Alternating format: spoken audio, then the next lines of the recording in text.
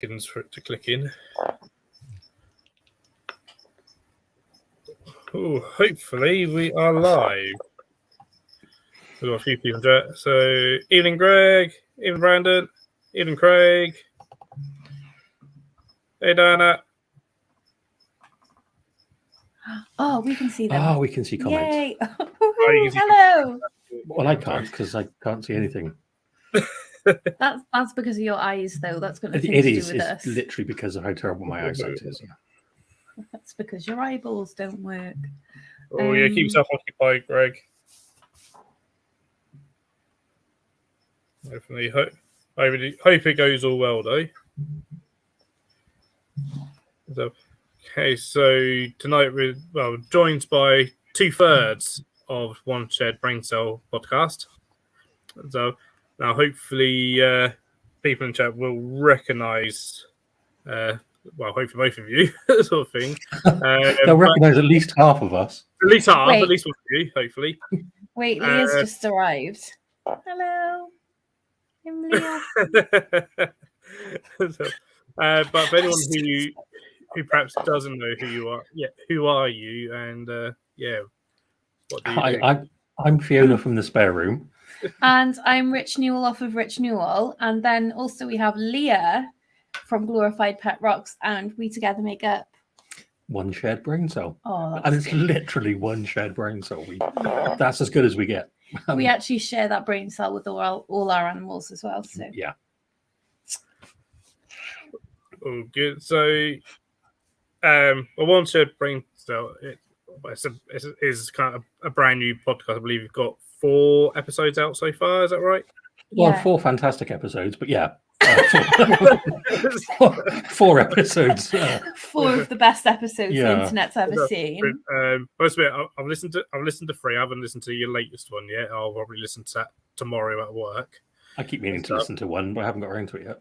That stuff, but the 3 I've listened to, I've thoroughly enjoyed. So I definitely recommend people going and checking out. But why did you guys decide to do a podcast? So we thought there would be a space for a podcast that just has like a little bit more humor about it. So have massive respect for people like Tom Moran, the more educational podcasts, but we just wanted to create one that was a bit more like you sat chatting with your friends.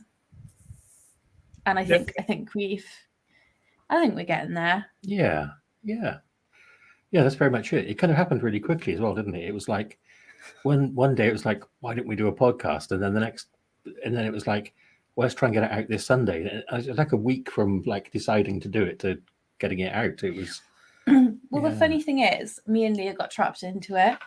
Because Rich came to me, he was like, oh my god, me and Leah have had this amazing idea, we want to do a podcast. I was like, okay, cool. And then he went to Leah and he was like, oh my god, me and Fiona have had this great idea.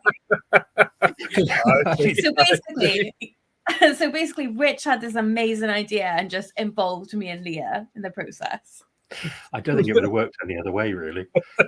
It's what got out of hand, and then all of a sudden there was a podcast. Yeah, because I got really excited about it. So obviously I put us in a group chat, which is the most annoying thing that any living human can do. And then I was like, okay, so guys, when shall we meet? And the rest is history. Yeah, and it seems so far so good.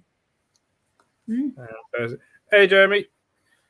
Jeremy, yay! Hi. That's great. So, where did the name One Shared Braincell come from? Because that's not necessarily something that screams tarantula. I just think that our animals are just, not the brightest. Yeah, a bit dull. Like very intelligent. No, the opposite of that. Sorry. So basically, if anyone that's just sort of watched Fiona explain how One Shared Braincell came about, that's it. That's the best example how it can possibly. We can't string sentences together. We can't formulate thoughts. So thank you for bringing us on your live stream that you can't edit. Yeah, that's what we. Funny enough, we said that earlier. We're going to have to remember that we can't just say something and then go, "Oh, we'll edit that out." It's like we have to remember that we're in polite company. Yeah, you got to stop asking Leah out. Hey Russell, there you go. That's right. it's only polite until 9 o'clock. That tends to be the case for a lot of the streams nowadays. From 9 o'clock, you can break out, kind of thing. Yeah. Everything's there anymore. And there tends to be the sort of going thing. I think started with Scott's channel, really, that a lot of that started, but a lot of us have adopted a similar vibe. Yeah. I think people we're friends with are quite similar, aren't they? Yeah, it is. People that we know are very comfortable with how all of us chat and talk, and it is just realistic talk, isn't it? I guess it's just a realistic way. Hey, of talking Scott, about speak things. of the devil, here his ears burning. So you start up, and your podcast sort of split, or so far the episode I've listened to is split into a few different sections. One section we'll perhaps talk about after 9, because what it's called. We can rename it for the purpose of this. Rename like the terrible keeping or something kind of imagery. But you split up to the various sections, and stuff. How do you kind of come up with, some? Obviously, you got the recurring one so far of the sort of terrible husbandry of the week, and you do a sort of a favorite or keeper of the week, as well, which is actually how I found out about you guys, Elia, because I got tagged in an Instagram post of you sharing a picture of me, and I was like, "What's going on here?" Which is a good way to get a listener. Pretty much how it happens. I think that's how we're trying to get people to listen. We'll just slowly but surely name all 8 billion people Keeper of the Week. We ended up with 3 parts because we said, right, let's get together, let's think about everything we want to put into a podcast. So we spent like an hour thinking about everything we want to do, and then the 3 parts we came up with ended up going in the show. So that was it, really. It's we only had 3 ideas, so 3 parts seemed fine. Yeah. We didn't want. No worries, Scott. It's a weird one because we started off thinking, right, 8.5 hour easy to listen to, but like literally after our first episode, everyone was saying they wanted much longer, which was really nice actually, because I am incredibly annoying.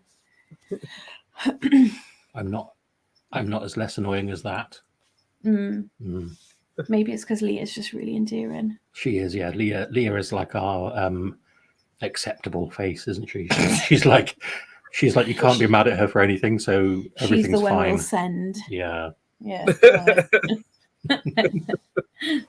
She is so funny when we're recording. She keeps us in check because me and Rich just chat shit constantly. Oh, sorry, chat rubbish constantly, and she'll literally be like, "Guys, stop it." I'm like, okay. Yeah, back on track then. Yeah, she's great. No, I think everyone certainly knows Leah, knows what she could be like in that fair. She can be quite a dark horse sometimes. Yeah, surprisingly so. Yeah. She's lush. Yeah. So how do you come up with like the main topic for each episode? You've done ones on like why tarantulas are good for people that don't have a lot of money, sort of thing, as well as kind of why they're such and such and stuff and various other things. Yeah, why tarantulas are difficult. Why they might be troublesome on occasion. Troublesome, yes. I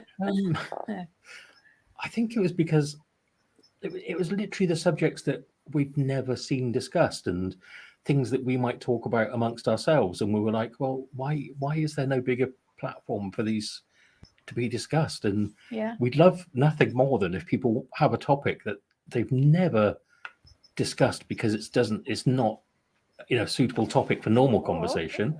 Anybody's welcome to submit a topic if they want to hear it discussed, because there are topics that are discussed regularly because the subject or the theory evolves as it gets discussed, and there are those topics that are either funny but you don't discuss it because you've got no one to talk to them about, or there's subjects that are like, I just want to say to somebody that tarantulas are difficult on occasion, but there's just not always a place or person to discuss it with. So Yeah. we were just like, right, let's be the people that we'll discuss the things that we'd like to hear but don't hear anywhere else. Yeah, I think like and I'm not criticizing anyone for this. I have a YouTube channel myself. Like there's a massive pressure to, as a creator, to say all the correct things, and all the things you're expected to say and things like that. And like, for example, yesterday my Scolopendra Dahani got out and I was chasing that around my room. I was using a lot of really bad words, which would have fitted really nicely in with the first episode. Why tarantulas are troublesome. And I feel like why centipedes isn't troublesome. Oh, honestly, I like I'm going grey.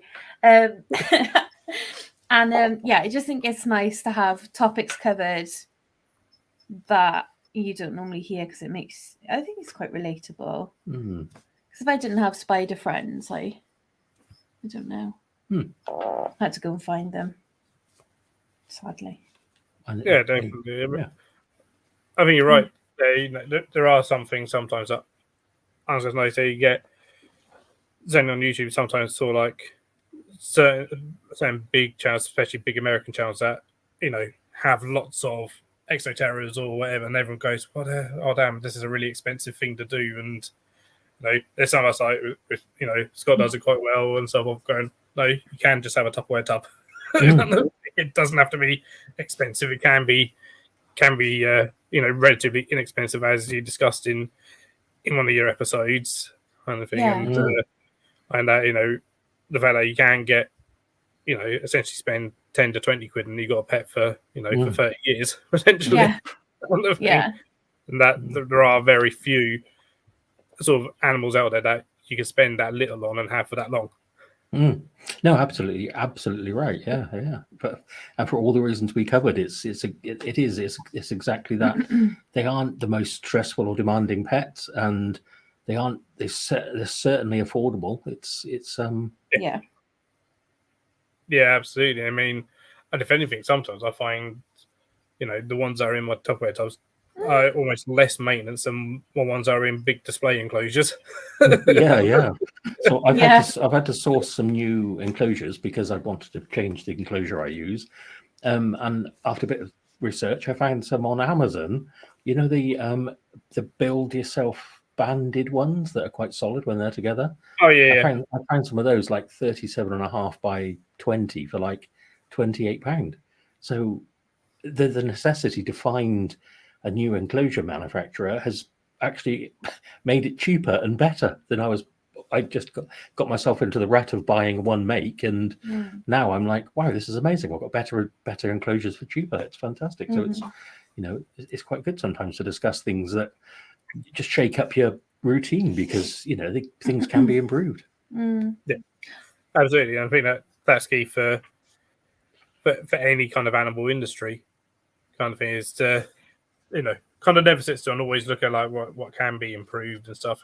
Not necessarily it needs improving, but can it be improved or whatever. Yeah, that's it. Yeah. And stuff, and always looking with a critical eye at kind of things. So, hey Steve, hey Harry. So, Harry's going to ask them, do you need to put tarantulas in big expensive enclosures? And no, you don't. You can if you want to. That's exactly it. Yeah. What is a ventilated tub if not a cheap Exoterra? An Exoterra is just a fancy tub. That's all it is. Oh yeah, your big, nice glass, whether it's Exoterra or I use a lot of custom aquaria enclosures, whatever. They are just big fancy tubs, sort of thing. Yeah, they're just more aesthetically pleasing to you. Yeah. So, and the key is what's inside the tub, whether it's a big glass tub or plastic tub. What's inside it, to how you keep the spider. And I think some people don't either realise that, or certain people can go, "Oh, I have to do it this way," and you really don't. No, I think that's a really good point you've just made, actually, because it's important to prevent the hobby from becoming elitist. Yeah, it's like, it shouldn't be said that you've always got to have the most amazing expensive enclosures. It should be discussed that you can, as long as the tarantula is well kept, well cared for and happy in its enclosure, it can be anything. As long as it's safe, secure, won't escape, can't get injured, it can be in anything. And it's detrimental to push it as an elitist hobby when it really isn't that. And absolutely. Scott's made a really good point in the chat saying his Exos are secondhand. I would say probably 80 to 90% of mine are secondhand as well. They come off. Let's face it, brand new, they're overpriced. They're so expensive, it's ridiculous. Brand new, they're sorry, because you're paying for that brand name, and that's the reason why. Yeah. You're paying for a big brand name, whereas buy them secondhand online and stuff, and they're then so much more affordable if people want something like that. And so, then going on that, the same with like a lot of substrates and stuff. You can buy it all cheaper in a garden centre. Say that last bit again. Sorry, it cut out a little bit for a second. The same with substrates and like sphagnum moss and stuff. You can buy it all cheaper down in a garden centre. Yeah. For reptiles or spiders. Yeah, as often exactly the same stuff. Yeah, I think it's like that with any interest or hobby that can be made elitist does. It's like a hi-fi. If you buy any pair of scales, kitchen scales or micro scales, they're like £5 a pair. If you buy the same scales branded with the manufacturer of the turntable on it, it's going to cost you 30-50 quid. It's like if it can be made more expensive to make you want it, they will, and it's just no need for it. See it literally all the time. I mean, going on scales, you see the same kitchen scales branded for reptiles. Literally regular kitchen scales that you buy for £5 or £10 down in the supermarket, and they'll be 20-30 quid because it's got some reptile brand on it. Yeah.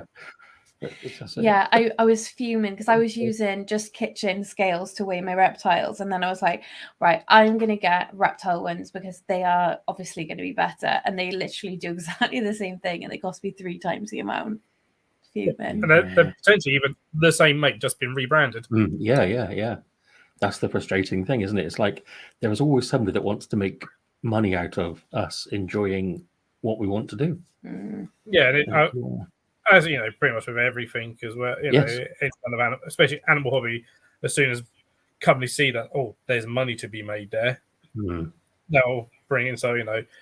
All your pressure sprayers and hand sprayers and stuff going cheaper down the garden centre.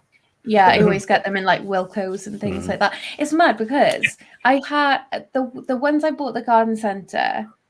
I've had them for like a year, and I bought an Exoterra one when I first got into the hobby, and they lasted like 2 months, and they started leaking. It was because they're really flimsy. Yeah, the worst. That stuff. My work literally done that once. They bought I think it was like Exoterra brand. I was like, what are you doing? Just go. Look, there's a garden centre across the road. It'll be cheaper and be a hell of a lot better. They got this thing. And I was like, it's so flimsy. So what the hell is it? Hey, literally like double the price too. Yeah. There we go. James, Braplast, very, very big fan of Braplasts. Yeah, I've got a lot of juveniles and slings in them. You can get them for like a couple of quid. That's, I don't think I've ever paid more than £2 for Braplast. No. I really love the mid-size like ones that you can put a juvenile in. They're like this big, little square ones. Like, look, chatting, just chatting away. You're talking about the flip top ones? Yes, idea. Those ones. Yeah. I think that's the idea. Yeah. You talk. Yeah, you had it going then. You were on. I just worry that what I'm saying is not entertaining. Got to be entertaining at all times. Wow. Going Braplast, use various ones. I've got the small flip tops, the larger flip tops, the 5.8 cubes, and then I think it's a 3 litre cube as well. Yeah, I thought shorter without the flip top. That mate gave me because he actually got them in from like Belgium years ago. Oh, nice. Because he couldn't actually find them in the UK at all, so he got them from Belgium. Oh my god, that is. And then- that is. And then gave them to me like this year when he moved up to Scotland. Hey. So, Oh, I love getting free stuff off Tarantula Friends. Give me your Gramastola. No. Yeah, no, do you know what? Like, making the enclosure is so fun for me. Like, definitely. watching, and I've been trying with like Bioactive a lot more recently, and that's really exciting. Like, I've got little isopods running around, I've got real plants, stuff like that. My tarantulas are happy. It's great. So rewarding. It's so much fun to build a little tarantula home. It's so much fun, isn't it? Yeah. So it's So, what is the sort of styles going to be? Are you just going down sort of naturalistic looking route, or is most of yours sort of naturalistic? Yeah, the majority of mine are naturalistic looking, non-bioactive. So, like, yeah. So I do use a lot of that plastic foliage stuff. Yeah. But I've started putting like pothos and things in enclosures now. So as my tarantulas grow and that kind of thing, I'm gonna try and make more of an effort to do that kind of thing more. But yeah, I try and make them more as naturalistic as possible. Love a bit of moss, some leaf litter, love it. Yeah. Yeah.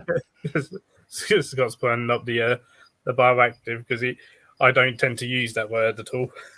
What do you? Oh, is naturalistic the word for bioactive? I tend to say like life planted or something because for me a true bioactive takes months, if not years, to create. Yeah. And there's very, very true. Yeah, I know it's a joke, Scott. So, there's very, very few true bioactive enclosures out there.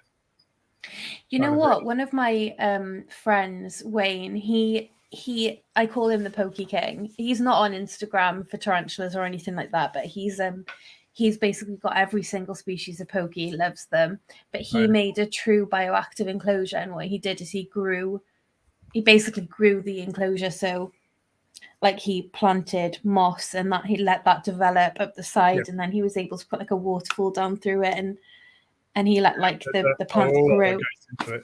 Really, really cool.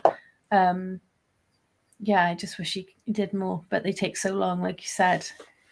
They don't take long time. It's mainly in the reptile world where it's become like this buzzword kind of thing. It's kind of featuring in, and I feel like John Courtney Smith of Arcadia.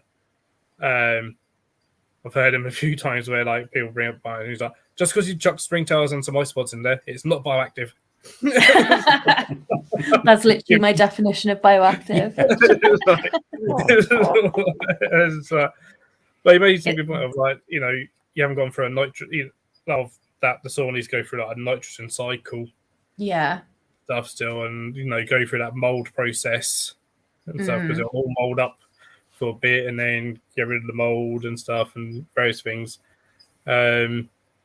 One of my biggest things, one of my biggest gripes actually with bios is people using dairy cow isopods in bioactives because they're one of the worst because they could potentially eat your animal. Oh, And yeah, they're very protein hungry.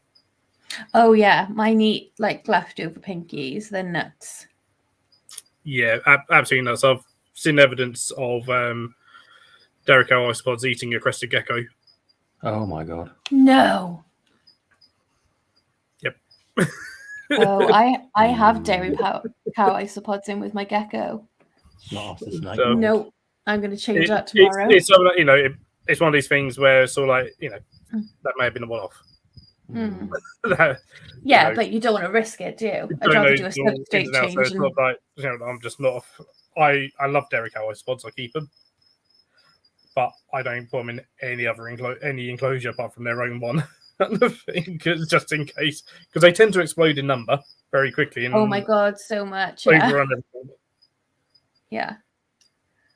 Yeah, I had I started off with 10 in July, and I've now got hundreds and hundreds. Like, I put them in a massive enclosure because I wanted them to grow, but wow, like yeah, there's so many of them.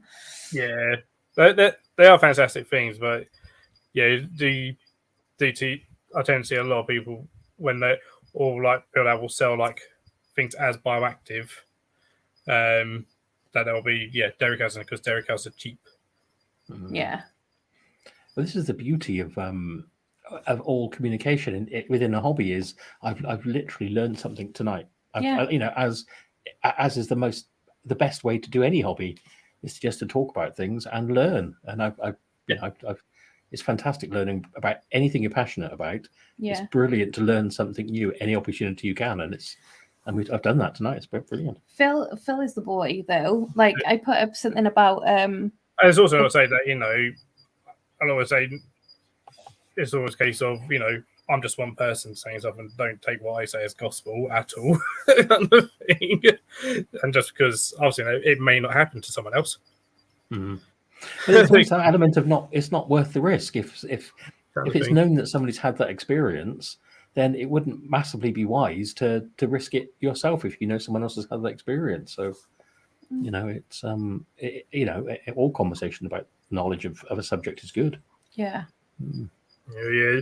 Jerry's coming about. Yeah, he'd only recommend dwarf whites and purples. Yeah. Oh, I'm jealous of Steve, who's got the Panda Kings. They're Cubaris, aren't they? Yep, Panda I have Panda Kings. I'd love to keep Cubaris. Cubaris are awesome. Yeah. Sort of thing. I've got 2 colonies of Panda Kings currently, and I've also got lemon blues and rubber duckies. Lemon blues are the ones that I would like. They're so cute. They're a lot slower in terms of reproducing than Panda Kings. Yeah, I mean, I've looked into getting lemon blues, and they're so expensive. I think it was about £90 for. I think one of my friends recently got 10 for €90. Wow, that's not bad. €9 each. That's all right. I paid £100 for 10. How did you get hold of rubber duckies in the UK? From someone who breeds them. Yeah. Who is it? Tell me. It's actually a shop near me, actually. Well, not too far from me, Ely Exotics. And from his own colonies. So they are cute. He's a shop that breeds a couple of Gabara species, just basically privately, but within the shop. Oh, that's nice. So, although you pay a shop price for him, his prices are never extreme. Well, Ely. Do you say Ely? So over Oxford way? Cambridge. Is that right? Cambridge. Oh, yeah. wrong one. Cambridge. Ely and Cambridge.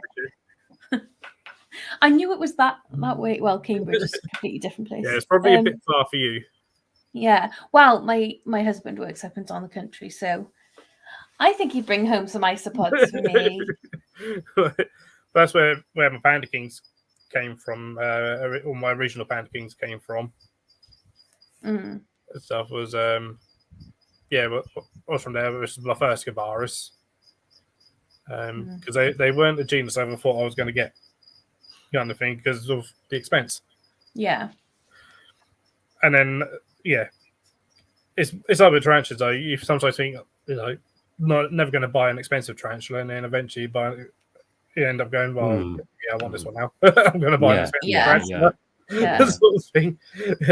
There's all the cheap ones out there, but at some point you end up wanting an expensive one. I had Armadillodum klugi. Is that right? Clown isopods. Yep. Leah gave me some of those, but I had them for a little while, and then the colony failed. I'm not really sure what I did wrong. Maybe they weren't warm enough. But I'd love to get some more Cubaris, but I need to do a bit more research maybe. But my dairy cows are gonna overtake my house soon, I think. Dairy cows, they overtake everything. I'm getting to a point now where I'm I'm not really sure what I'm meant to do. So many of them. Yeah, no, they're beautiful. Well, they are fantastic though. They're fantastic, but I mean, with Cubaris, I've found with Kamaris is they do like it more humid than others. So I do keep their substrate most of it fairly moist all the time. So, and then limestone flour, because they come from limestone caves. And as much calcium in the form of like limestone, crushed eggshells. Me and Jeremy both got calcified moss. Wow. For which we got from Kerslaken. And then I also feed mine back guano. Oh my gosh, that is so niche. Like only you could get hold of that. I swear to God. Which they absolutely love. They love back guano. That is so funny. Yeah. Like literally the only person who'd be able to get hold of that is you. Imagine being like, "Oh yeah, babe, I've just ordered some back guano." Because I can't imagine it's cheap either. I don't know. Okay, well, there you go, friend. It's not that expensive. No. Oh, really isn't. I've got mine from Micro Exotics for like a couple of quid. Oh, okay. Oh, I was thinking you got it from the zoo. No, I don't use any stuff here just in case it's not quite. The stuff I'd get here would be probably horrible for him. Yeah, I was kind of thinking, like, is that safe? I mean, it must be, but no. This stuff is like, you could buy it cheaper if you bought it in bulk, like probably from Amazon or whatever, because it's sold as a garden fertilizer. So you can get big buckets of it, but the fruit bat stuff from here probably wouldn't be nice for them. I don't think I would want to try back guano with the dairy cows because I think their numbers. It's not worth it for dairy cows. No, their numbers would become overwhelming. I feel they'd merge into one big dairy cow the size of a cat. They literally are wild though. Like if one of my snakes doesn't eat their pinky, I don't give them anything with fur on. But if they doesn't eat a pinky, I chuck that in. Next morning, it's gone. Not even the bones. The whole thing gone ski. That is vicious. Yeah. Did you say that was the dairy cows? Yeah, I don't have any of the isopods. Because that makes sense if that's the ones that like the that will go for a bearded dragon. Makes sense. Why? What? What? Well, if they'll devour a mouse, including the bones, it makes sense that they're the ones that have been described as eating crested potentially geckos. dangerous. Yeah. Yeah, no, it makes sense. Sometimes you need someone to say something very obvious to you to realise. I have a third of a brain cell. You do have a third. I see you've got a £50 mystery box coming from Micro Exotics. That's awesome. I get my isopod feeds from there. Yep. Sorry, Adam and Micro is fantastic. Mm. It's really, really cool. So definitely recommend Micro Exotics. Yeah. I might have a look at those things. They do the leaf litter I use as well is a massive bag I got from there, I'm sure, ages ago as well. I don't know. I feel like I'm missing out on a fantastic source of all the sorts of things I would want. What isopods do you have? Armadillidium granulatum. Oh, the little yellow dot ones. Yeah. So, they're just fairly lovely little things and go about their business, and they seem to do pretty well. You guys are so bougie, and I'm here with my Pacello Lavis. I think I paid I paid about £4 for 10 or 20. I think they were so. Yeah, that's about right. Granulatum, yeah. So I don't actually have granulatum myself. So. I think I just wanted to kind of just look so fun, and I think that's all I wanted was just to sort of just to get a little colony going, just to sort of entertain myself, and I think they do really well, and they just seem happy enough. So, they are. They're just the cutest things. They're fantastic. It's one of these. Isopods is one of these weird things that until you get into isopods, you always think, "What pet woodlice? What the hell?" Yeah. And trying to explain to someone who doesn't keep them, like, yes, I keep pet woodlice. If you're in the garden and you see woodlice, Even That's to it. some branch of people, like, what, you keep woodlice? Yeah. The most common thing I get as well is like when I tell people or I show them the isopods, they're like, isopods, are those like woodlice? And I'm like, yeah. Yeah, Yeah, they are. If you're in the garden and you see a woodlice, you kind of brush it to one side. But if you got them in an enclosure and you open the lid, you go, oh, it's like it's in its right place, isn't it? Yeah, Yeah. a little bit, but also I think, I mean, I get sometimes, plenty of times people are like, what, you pay how much for woodlice? You could just get them from the garden. And it's like, yeah, but not these ones, kind of thing. Not these basic grey ones. Not these grey ones. These are a particular type of grey that I really wanted. They've got to have yellow dots on them to come inside. Also, I think a lot of us as kids, a woodlouse is sometimes one of our first contacts with nature. Yeah. Yeah, I think you're right. Things we find in the garden are our first ladybirds as well. It's like that's our first step into like, wow, these are cool. And I think you forget about it as you sometimes get older. When I've done things like bug hunts around the park with some, the kids visiting the park and stuff, kids get really excited over finding a woodlouse. Yeah, that's brilliant. Which is fantastic. And it's actually, we were probably all that excited at 4 or 5 years old finding a woodlouse. Thing. But forget about it until we, some of us get back into woodlice and start keeping them. But it is often, one of our first contacts with nature. Yeah. They're so cute. Yeah, it's true. It is. You're absolutely right. Yeah. It's funny how like getting into a hobby just recycles the wonder of being a child. It is. Yes. Like I'm looking at these, like whenever I open my isopod enclosure, I have a little song that I sing to them. I'd like to hear this song. You're going to sing it to us. I just shout pods over and over. I go, pods, pods, pods. I hate myself. So I'm like opening the enclosures, pods, pods, pods.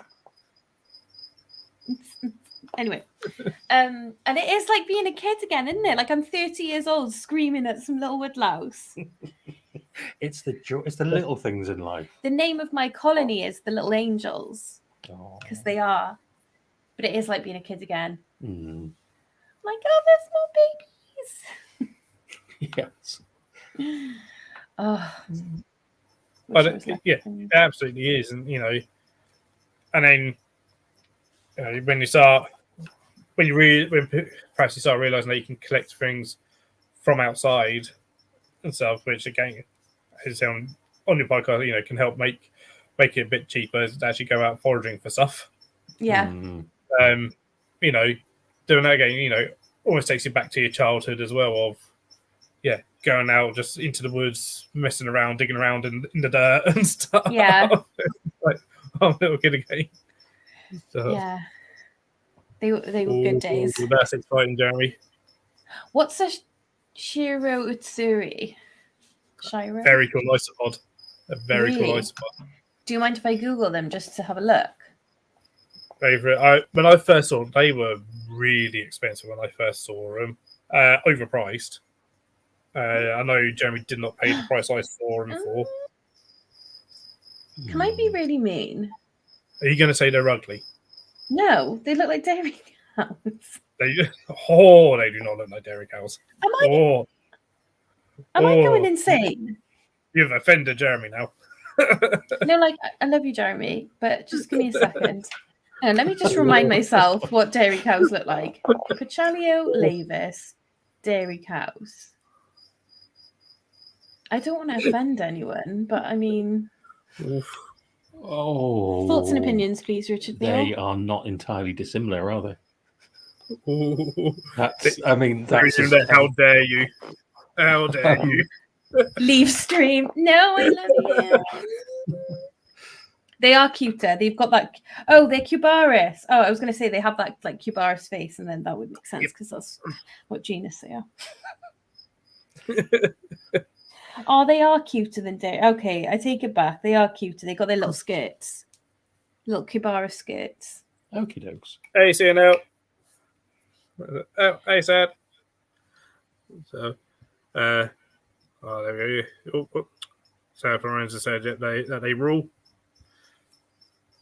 They're one that's kind of on this. I mean, when I first saw them, it was a Doncaster reptile show, and it's by someone who I think just got them in to sell, just to flip. And he was charging like 90 quid per isopod. I was like, hell no. Oh no! What? I know Jeremy did not pay that for his.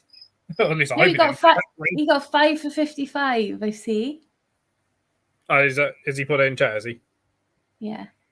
No, he's just Yeah, told me telepathically. that's a much better price. I would, Oh, I think he got 8 for 41. Well, that might be the time though. I'm not up on my technology. Oh my god! Yeah. Please stop talking. Isopod white sharks. White sharks are they're on my list as well. Oh my god! Okay, Jeremy, those are cute. He's also got the cappuccinos, which are on my list as well. Oh my god! Cappuccinos are cool. The thing is, when you get into the Cabaris, all the Cabaris are really cool. So I'm going on though. I honestly think Cabaris are just adorable. It looks so dangerous because when you start looking at them, you think, oh, they are cute, and then you've got to stop yourself from thinking, oh, maybe I'll just start another colony, and before you know it, you've got as many isopod colonies as you have tarantulas, and it's Yep. Yeah. And there's where that I'm guessing he's talking about his white sharks being very fossorial, but some of the Cabaris are very fossorial, so you end up with another expensive tub of dirt. yeah. I feel like that hurts even more if it's an isopod because they're smaller, and there's more of them. Yeah, and it's not like you can just peep down a burrow. Yeah, and if you've got one fossorial tarantula, you're like, okay, there's only one in there. I know I'm not going to see it very often, but and you can't dig them up either because if they're like millipedes and so you can't go around digging for them, sort of thing. Because otherwise, you could be very dangerous for the isopods. I was looking recently for some Cabaris. Can you recommend any sellers? In terms of online micro exotics, Antscapes. If Antscapes has got any Cabaris in, I don't know if he has at the moment. And I do have a discount code for Antscapes. If he has. I will. Oh, do you? Oh, I always love to use an affiliate code. So I don't know if he's got any at the moment, but Antscapes Exotics. I'll put a link in chat. Ryan. That'll be the one. Oh, lovely. I'll have a look later. But yeah, I have a code. Yeah, I put the code in chat, which is 10% off. Oh, amazing! Thank you. So, mate, they got Armadillium granulatum if you wanted any. You haven't had them before, have you? No, that's the only one I haven't got yet. I've got the whole set apart from those. The whole set, every isopod. Yeah. Oh, why are there no sticker books for tarantulas? Oh, there are, aren't there? Tarantula keeper cards. Keeper cards. Critter cards. Keeper cards. I was just thinking like a like World Cup sticker book, but for tarantulas. Did with the actual like everything like a sticker book or a Star Wars pods. But you would remember that being 12. Pogs. Pogs. I'm 30. I'm not 5. I tubes of Pogs. Crazy Bones. Bet you don't remember those. I remember Crazy Bones. All right. I'd say that I didn't remember Crazy Bones. You're a horrible liar. Who owns Keeper cards? Is it Damon? Yeah, Danny. Did he get his tarantulas back? No. I don't know. Didn't he give them to someone? I don't know. Oh, I think I remember reading about that. I kind of stay out of anything like that because. Yeah, I'm just asking. I wasn't involved in it at all. Just being nosy. Yeah. I saw it again. I was like, I only know. I don't know the other guy. I'm not going to get involved. Yeah, that's fair.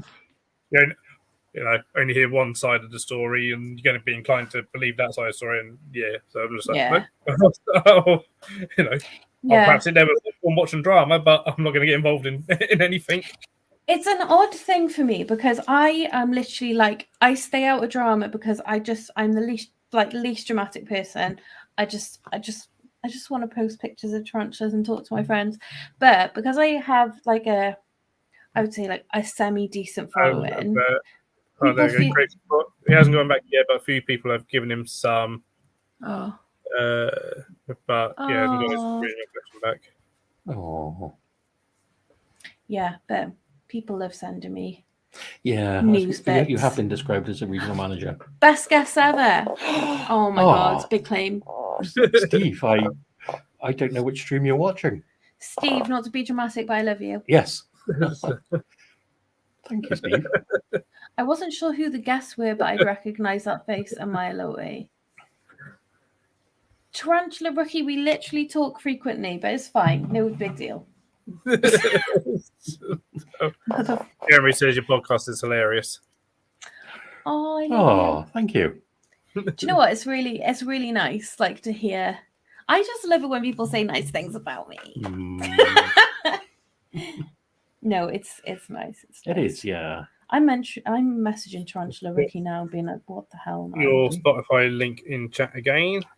Is it podcast? Is it just on Spotify or is it on other platforms? Well, as well? I tried looking for it on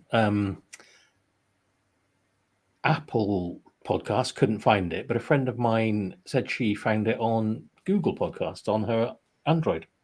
Really? Yeah. She said she's got like the podcast app on Google and she found it on there. I think she's lying to you. She wouldn't do that. We've only put it on Spotify. No. There you go. No, it goes to different places from where we release it. Does it? Mm-hmm. Yeah. As you can see, I am not on the tech side of things.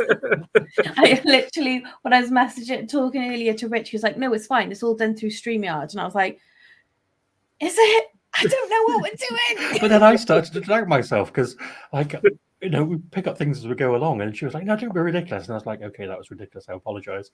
And then we were like left in the wilderness, thinking, "How do we do this?" That's why I was messaging you, like, "Phil, we're so old. What do we do? What happens? Yeah. We just started randomly talking in case it was happening, didn't we? We were just like, just looking at anything that looked like a camera and started chatting because it was like, "Is this it? This started?" So there's so many new people I'm meeting today. there you go. And hopefully everyone will be checking the podcast out, hopefully. I would love that. That would be fantastic. If anybody has questions or... any questions you got, guys, put it down in chat and we'll put it to Fiona and Rich.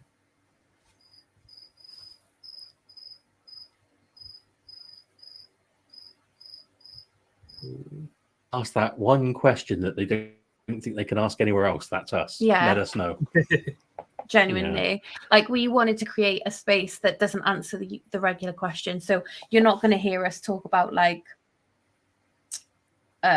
top 5 beginner species. You're not going to hear us talk about how to set up a regular terrestrial.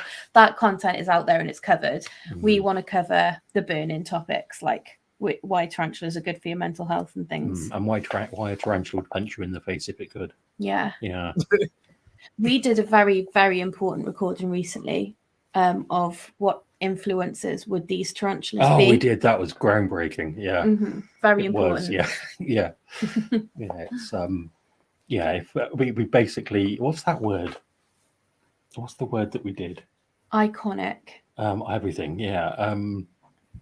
Groundbreaking. I can't think of the word. I'm of that age now where I've lost words. It's like I now know 50 words, whereas I used to know sort of 75. No, that's really good. You knew like 40. I did, yeah. Happy to dictionary up. Was it heavy? Oh, there you go. Grace asked, how did you both get into tarantulas? Shall I say mine first? Go on. Right. So I have always been interested in tarantulas my whole life, but my mum is terrified of them to the point where we actually weren't allowed to talk about spiders at all in the house. So they kind of became like a morbid, like a morbid curiosity for me. So I used to like keep spiders under my beds in like little vases, and like I'd set up like little enclosures, and I'd have them, and I'd take them to school with me, and they'd be in my bag and things. I like water them and everything. And like, yeah, always been interested. Then I got into the pandemic, thought I had COVID. I put myself in the spare room, which was the spare room at the time with a bed in it. And I thought, I just minimize the exposure for my family. And while I was waiting for my test results to come back, I binge watched Tarantula Cat, a bunch of Tom Moran stuff, and Dark Den. And I just thought, I'm an adult. Like, why am I not doing this? Like, I want to do this. Let's do it. And so I think I took about October to the end of January to sort of like deep dive the research.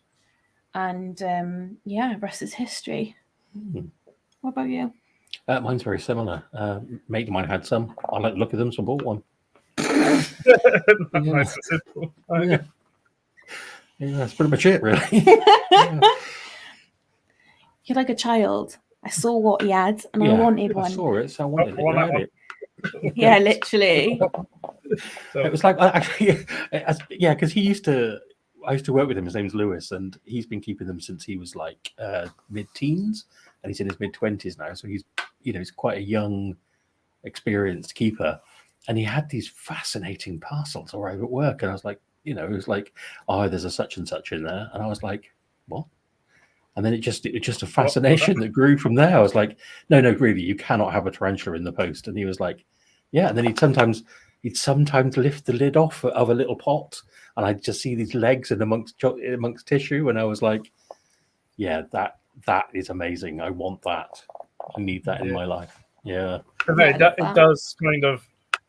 Then it gets a bit of a look from people that aren't in the hobby when you say, oh yeah, I'm having a tarantula posted to me. Like, what? yeah. I had I bought my first pokey came from Spider Shop, and Royal Mail being what they are, it got delivered to, because all my parcels go to work, because I'm never home during the day. And it went to Screwfix round the corner from where my office is. And I went round to get it. And they said, oh, what is it? And I was like, oh, yeah, it's just like an Indian tarantula, nothing to worry about. And they were like, yeah, it's just on there, mate. Get it. And it was like, it's in a box. And they were like, not touching that now. And it was, it couldn't be safer. But once they knew what it was like, yeah, not touching it. Get it out. My favorite thing is when I bred tarantulas and sent them off for breeding and things like that. You go to the post office and you've got like the live animal big labels on there, like this way up, fragile, all of that, and they're like, what's in here? And I'm like, it's a tarantula, and literally like you can see them being like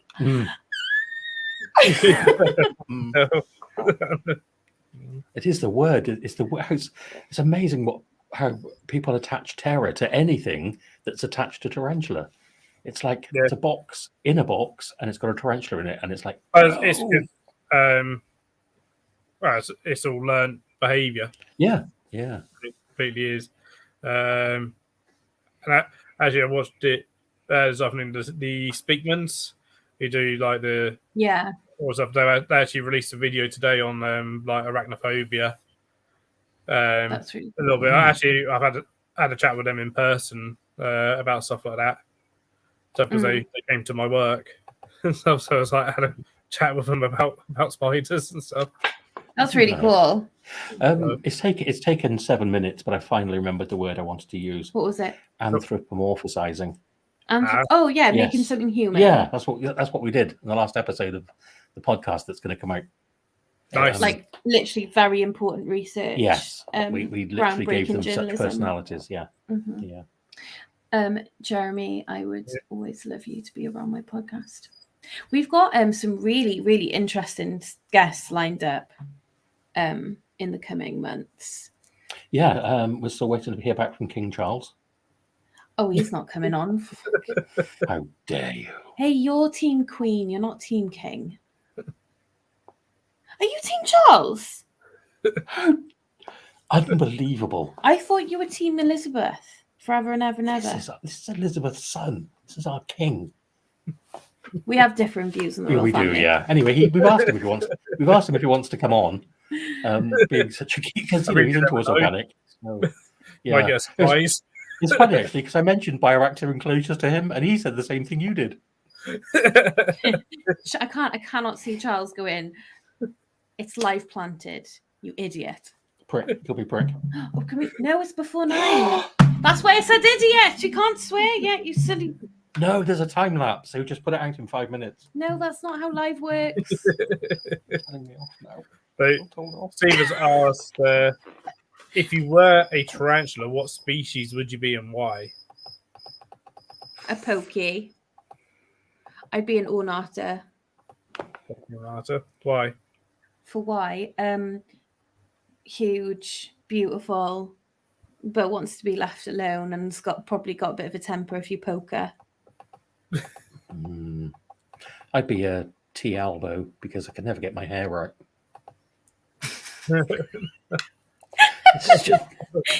That's just it. I mean, Steve thought that he'd be a curly hair with a ball bottom. Oh, well done, Steve. That's us. See? I love the explanation of being because I'm normally friendly, but sometimes I kick hairs. Like in real life or as a tarantula, unclear.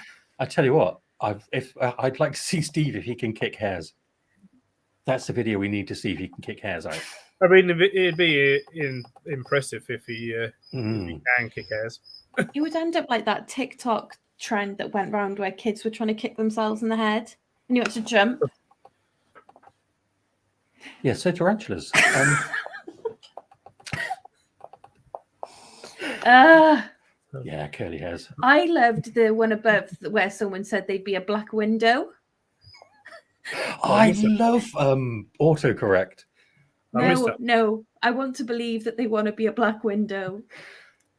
It was way up. I can't remember who said it. I'm kind of like trying to read the chat and also stay in the conversation. Yeah. But someone said about Maybe be a black Hamori window. because she's big and common. A C. elegans because I'm small. Oh, Jeremy. Who said they'd be a bee Hamori? Leah.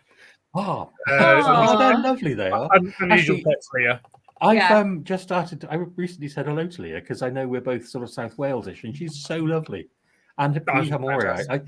Do you say? Am I the only person that says bee Hamori? I can't be. I don't think you are. I mean, I always say it's scientific, and it was something that was described me years ago. Is you say it how you want to say it because we all pronounce things differently to each other. Perfect. That's it. That's fantastic. The English language, just in England, we all, I say bath, someone else say bath. It's the same word, but it's pronounced differently. Yeah, and we know what we're on about. So yeah, I've certainly heard some people say Hamori. I say Hamori. It doesn't really matter. We know what we're talking about. I think, bee ham and eggs are a very delicious. What's he said? That's the one I just read.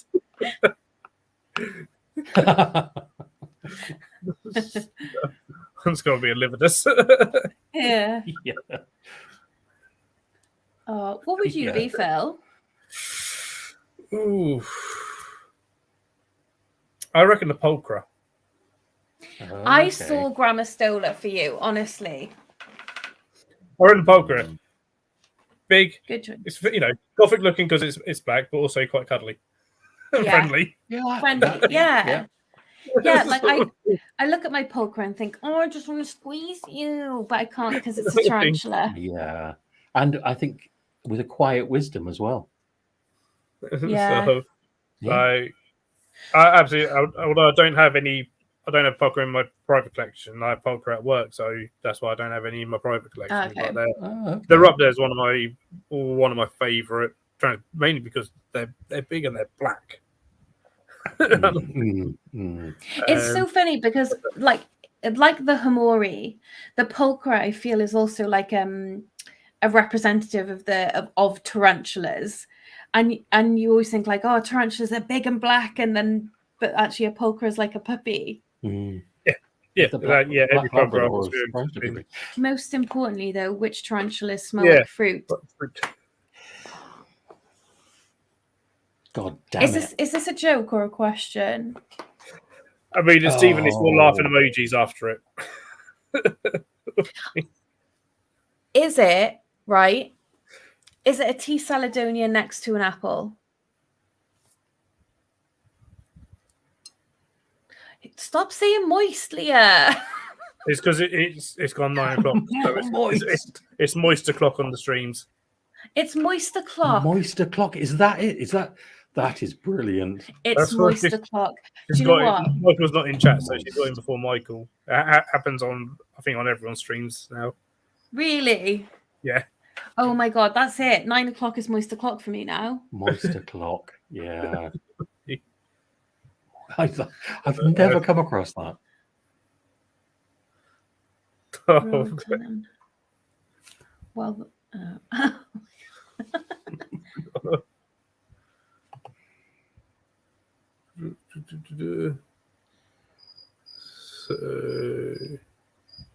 that's what eventually you'd be because your beard smells fruity. Fruity. Oh, it's a fruity.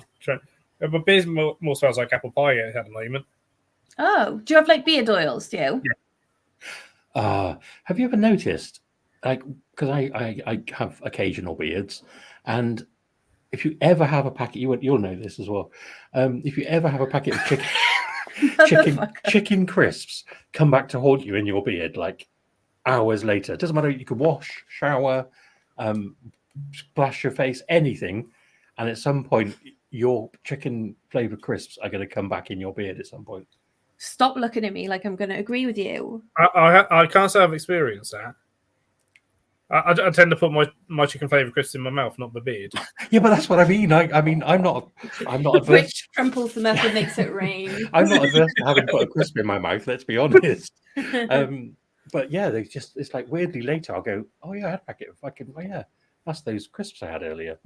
Okay. Lion spermy collects it himself. That's nice. That's real nice. Like, oh, nice. Oh my god, am I allowed to swear now?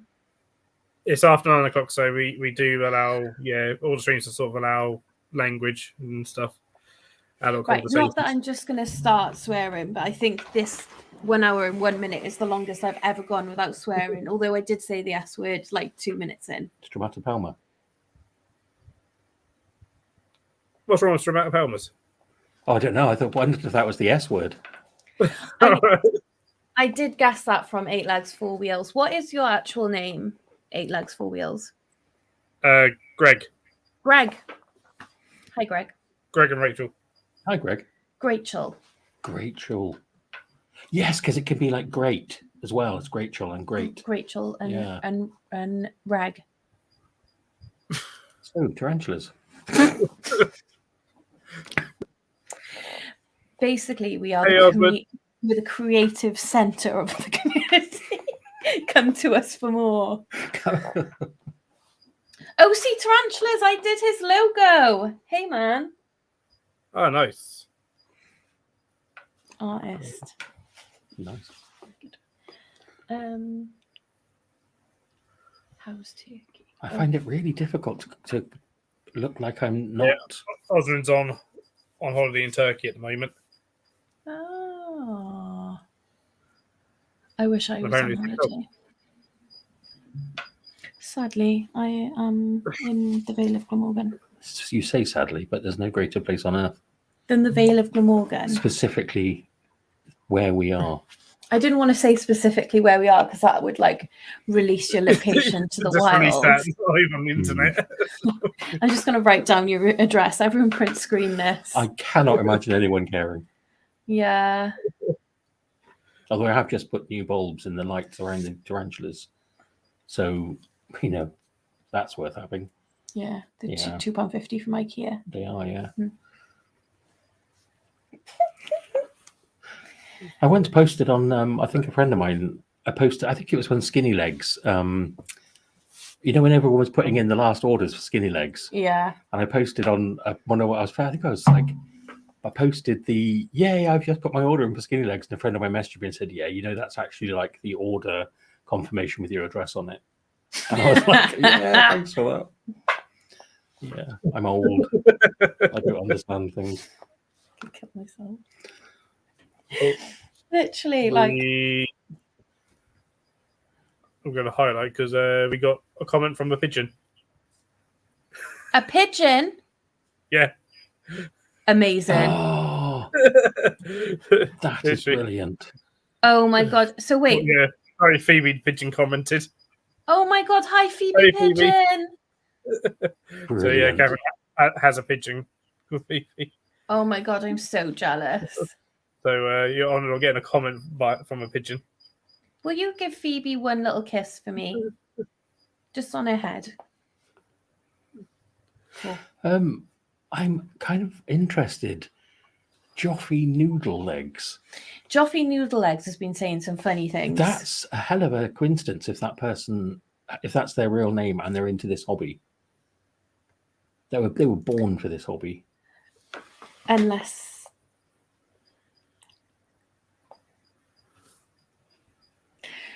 Wait, can we have the username explained to us, Joffy Noodle Legs? No? Okay.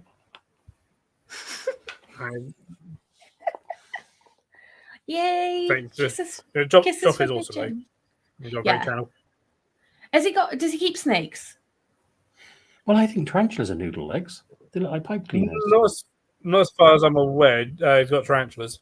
Yeah, tarantulas have got pipe cleaner legs. Hmm. You could clean 8 pipes at a time with a tarantula. You're going to get cancelled. Oh, I hope you're paying their pension.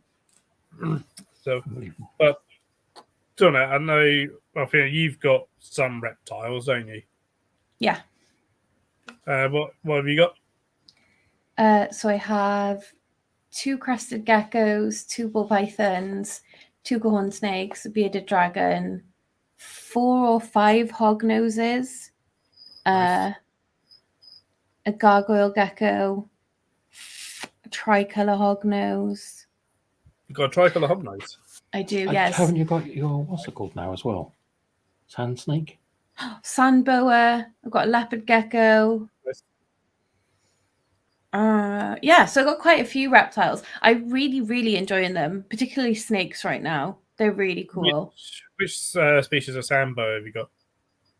Kenyan, so the Gongolophis colubrinus, I think it's pronounced. She's Kenyans are awesome. Pardon? Kenyans are awesome.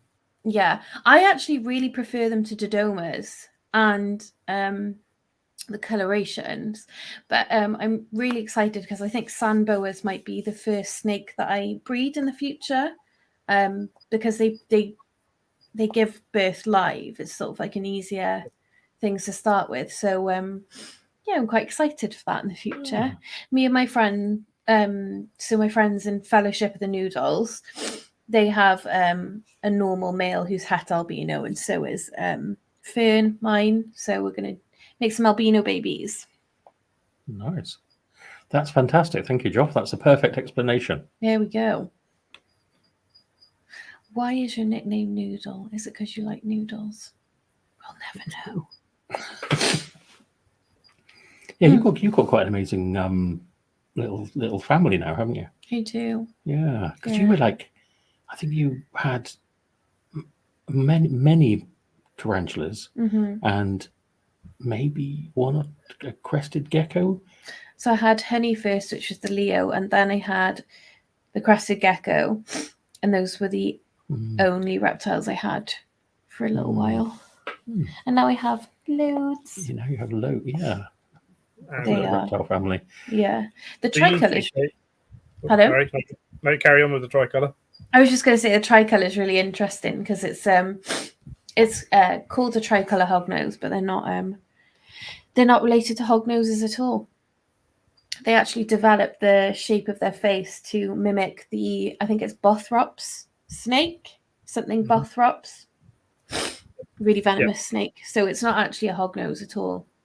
No, completely different genus and stuff. But to the untrained eye, people just think they're an expensive milk snake.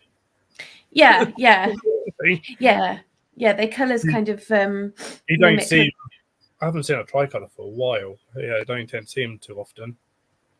No, my friend who breeds hognoses, she gave him to me because they have such short lifespans, and she gets really attached to her snakes, and she kind of couldn't face losing him. So she's given him to me to sort of live out the last half of his life. But it's so cool, and his scales are completely different. To the closest I can get to is they kind of feel like an adult corn snake. They're so soft. Yep. Something else. So cool. I'd quite like an adult corn snake. I'd quite like an adult corn snake. You will one day. I will one day, yeah. I'm sorry, go on. Do you keep any reptiles, Rich? I have one baby ickle little corn snake. Nice. Coco's just, thanks to Fiona's help, just started drop feeding, and it's like a big part of its life, wasn't it? Her life. Yeah. So yes, I've just got one little noodle. I adore it. I think I think with reptiles, I'd be very wary to get more than I have. Anything like that, simply because I wouldn't be confident in giving it the care that they would want and need. So I'm just happy with my one little noodle. It's a lovely little thing, and it's so nice to have. You can just put so much of my concentration onto one, and and because I so appreciate anyone that has an amazing little collection of noodles and little mini dragons and things. But for me, I think my one little snakeling is just it's got its own lovely little personality. So I'm happy with my one little one. I did have a gecko, which I thought was quite friendly and really loving, until one day it jumped off my hand, ran across the floor and up behind the wardrobe. And I immediately texted Fiona and said, "Come and get this gecko." It was as well. I remember it was during like the height of the pandemic, and I remember you thinking, you just were built for gecko life. No, it just wasn't. I think I was like half insulted as well that it ran away from me to hide. I was like, "How dare you?" It's the crusty way. Yeah, how dare you? They don't like anyone. No, I just took it personally. It knocked my confidence. Crises can be quite kamikazes. They just jump off anything and everything. They do. Like it's so wild. And then suddenly they're gone. Yeah, and they don't even aim for anything. They'll just jump into space and hope it ends well. No. Yep. I have to blow my nose. I'm so sorry. I've got to blow my nose, so I'm just going to mute us real quick.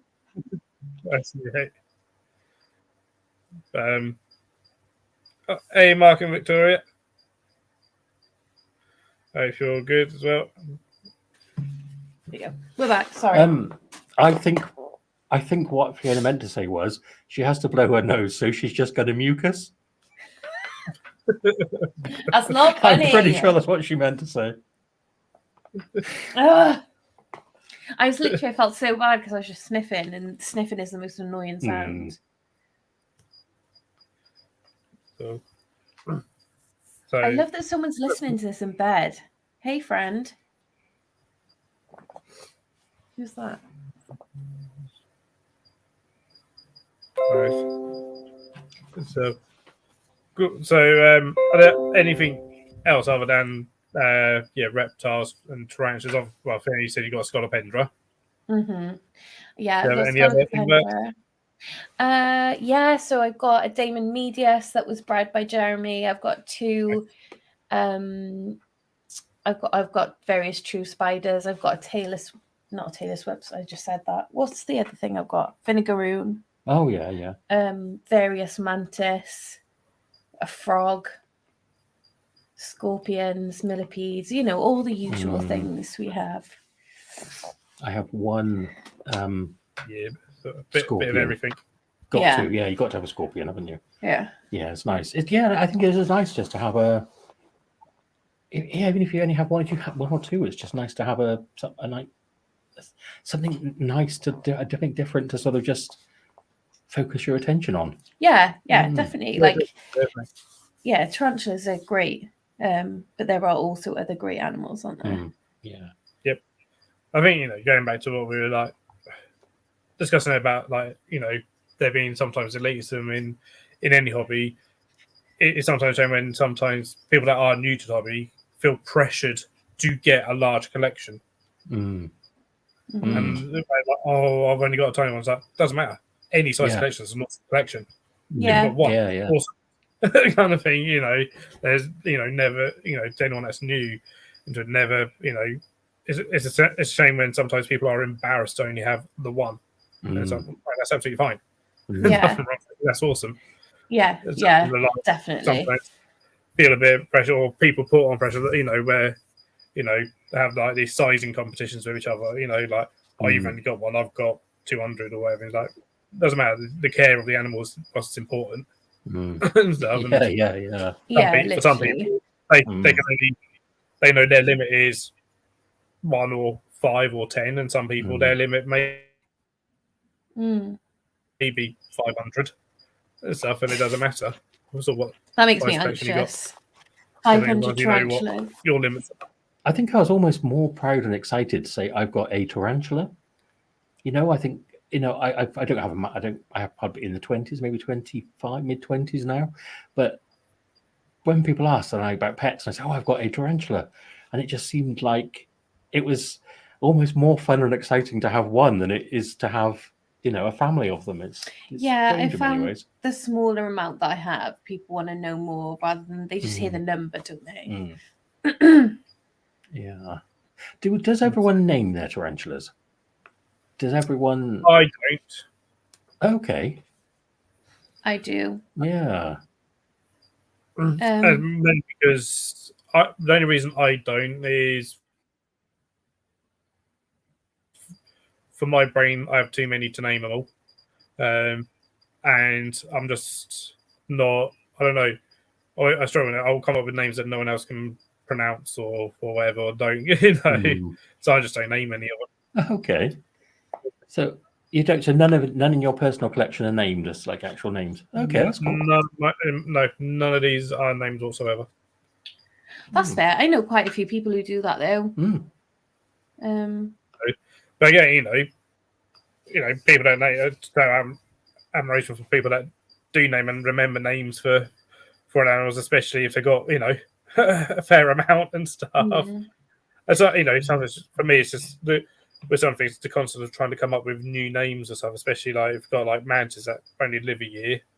Things and then go, I need a new name for this, for another one or whatever.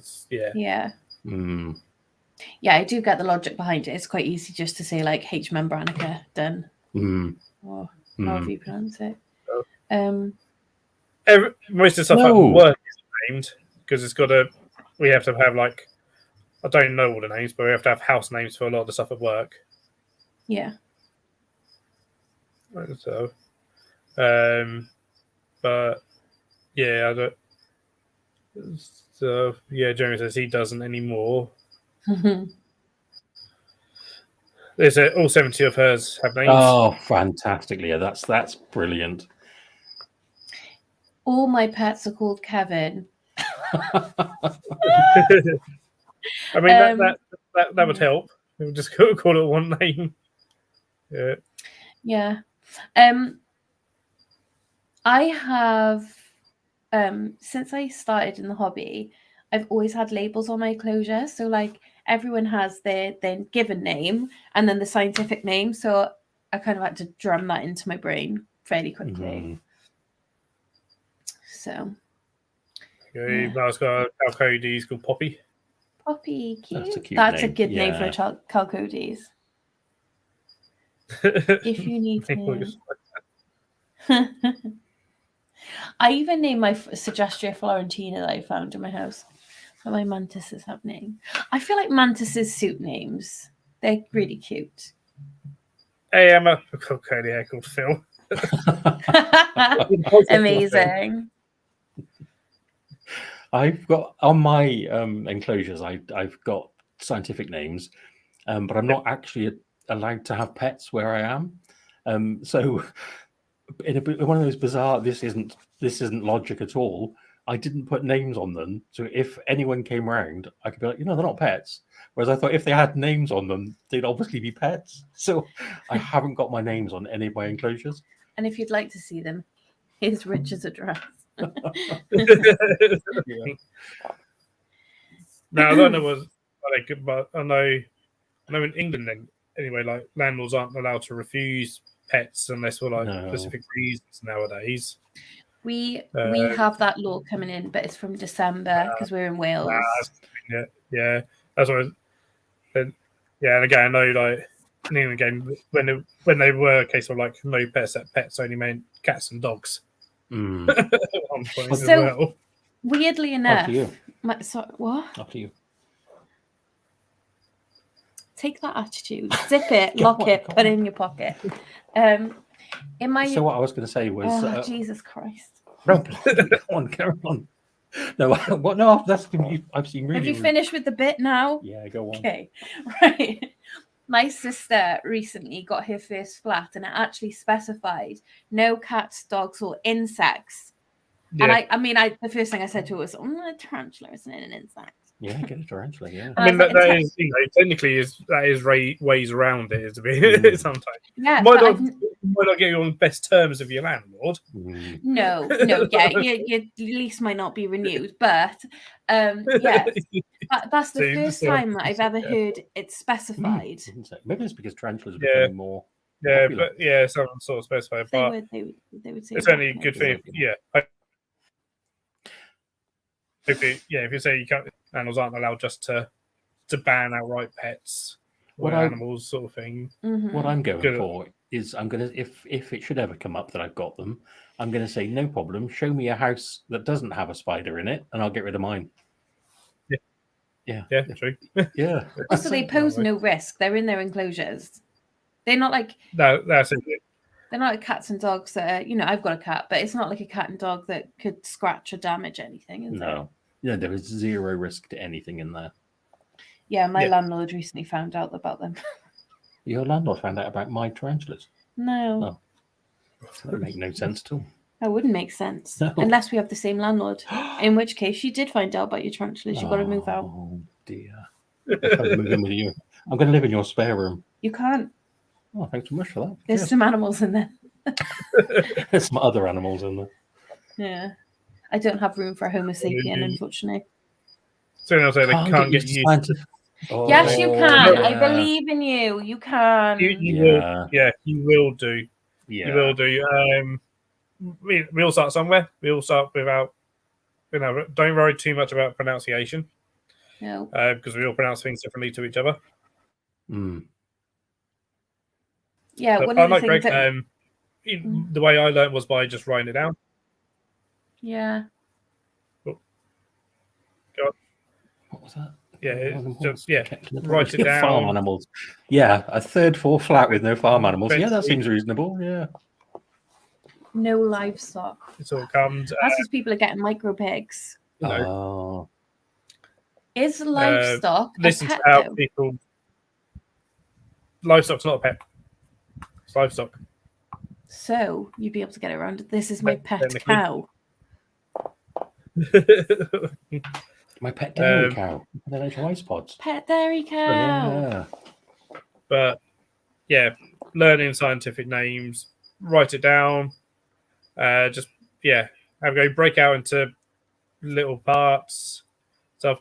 And I think I was actually getting taught by the Bedfordshire Natural History Society because at Zookeeper Conference we actually asked about this, and they about like teaching kids scientific names. It was like, well, kids tend to know scientific names anyway because they can say dinosaur names. Every dinosaur name is a scientific name. Yeah. That's a really good point. Yeah. Yeah. And So, one thing that did help was having the labels on the enclosures because this is visual cue every time you look at Yeah, them. you see it all the time and stuff, and eventually you won't even realise it. Oh, I found with me anyway, didn't write, and I started using it more than I did any kind of common name. Yeah. Yeah, and you could quite easily say Piamenia. And it's much But, easier to don't remember. feel pressured never feel pressured into it. Yeah. Because again, touching on later again, you do get some groups online that you mention a common name, they're like, oh, you got to use a scientific name. Advertising on somewhere. There's nothing wrong with it. Exactly. The only difficulty comes in a conversation. If somebody doesn't, you're essentially using two different languages to describe the same thing, and it could be like disjointed if you can't meet up about what you're talking about, and that's the only sort of downside about it, isn't it? It's like you've got half the community learning one set of names and half the other half learning a different set of names, and yet we want to share and talk about the same thing that we call two different things. Yeah, I mean, our most recent episode is about why we hate common names so much, and it's not from a point of view of gatekeeping the hobby and like you have to learn scientific names. It is literally just that. Like, I did a quiz where I asked them various common names of the Brachypelma genus, and you know how messy that can get. So yeah, because almost all of them you could just call a red knee tarantula. Yeah, and then we did the earth tigers. There's a million of them. Yeah, as soon as you started introducing the words fire and leg, it just got completely just like no idea, it's a lost. shock. Yeah, Tarantulas have legs. Well, I mean, you say, fire leg tarantula. Well, that could be Brachypelma beamy. That could be Aphonopelma bicoloratum. Could also be fire leg. I got stuck on the pygmy. There's a pygmy fire leg. Yeah, I got stuck on that. Is that Holothele longipes? Isn't that this? Not Neoholothele, just Holothele longipes. Oh, okay. No, I don't know. Sure. That's not K. brunipes, is it? What's that? No, that's pink leg. That's like dwarf pink leg or whatever. But that's the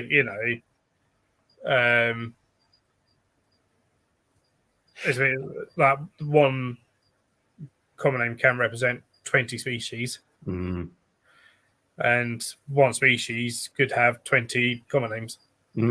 It is, it is, and even though we weren't, even though we were just sort of talking about how we can get lost, we literally got lost in common names then, and it's just so easy to do. Yeah, so it's like learning Polish.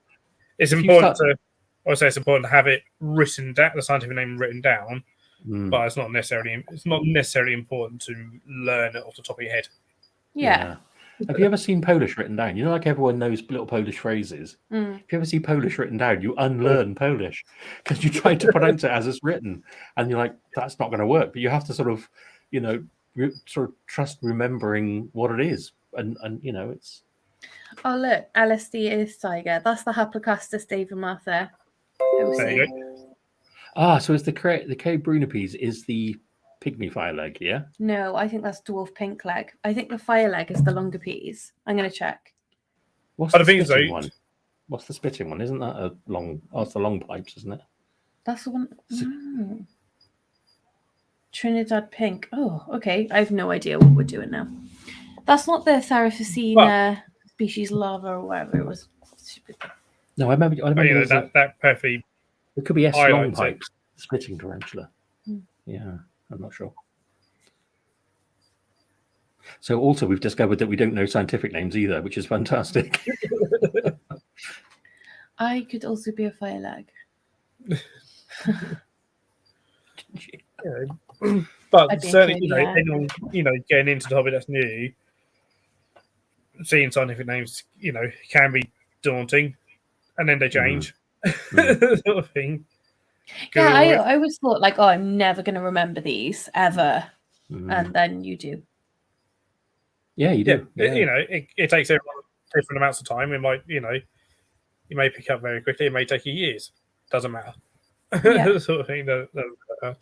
And then just be open to the fact that you may suddenly go, I've learned this name now. Be really proud of you, and then find out it's changed. Oh, don't. And then you got a whole brand new name to try and learn, and you're like, no. I was thinking that about my scorpion earlier on, and I was going to try and say what scorpion it was, and I remember it was. So, funnily enough, Phil actually taught me this fact. Oh, fantastic! I posted about my Heterometrus Cyaneus. You went, and then now it's like Javanamensis. Yeah, that's it. Brilliant. Yeah. I was like, nice. And Phil, the other day as well, I put up a post about one of my Rosea porteri. He was like, no. But he does it in such a way that you're like, Phil, give me your knowledge. And then he sent me like a paper to read, and I read it before bed, and it was so useful. Basically, Phil is the best. Phil, We ask. I'm going to ask you this question actually. We ask for questions that people want answered on our podcast. I'm going to ask you one that was submitted to us. Okay. Why do scientific names change? Many reasons, actually, from my understanding. So sometimes it might.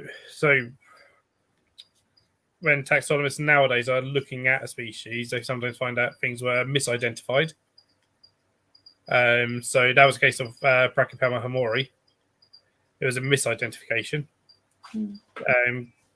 We obviously was thought to be Smithy, and was found out it wasn't Smithy, and that Amphia was Smithy. And that what we thought was Smithy was hamori.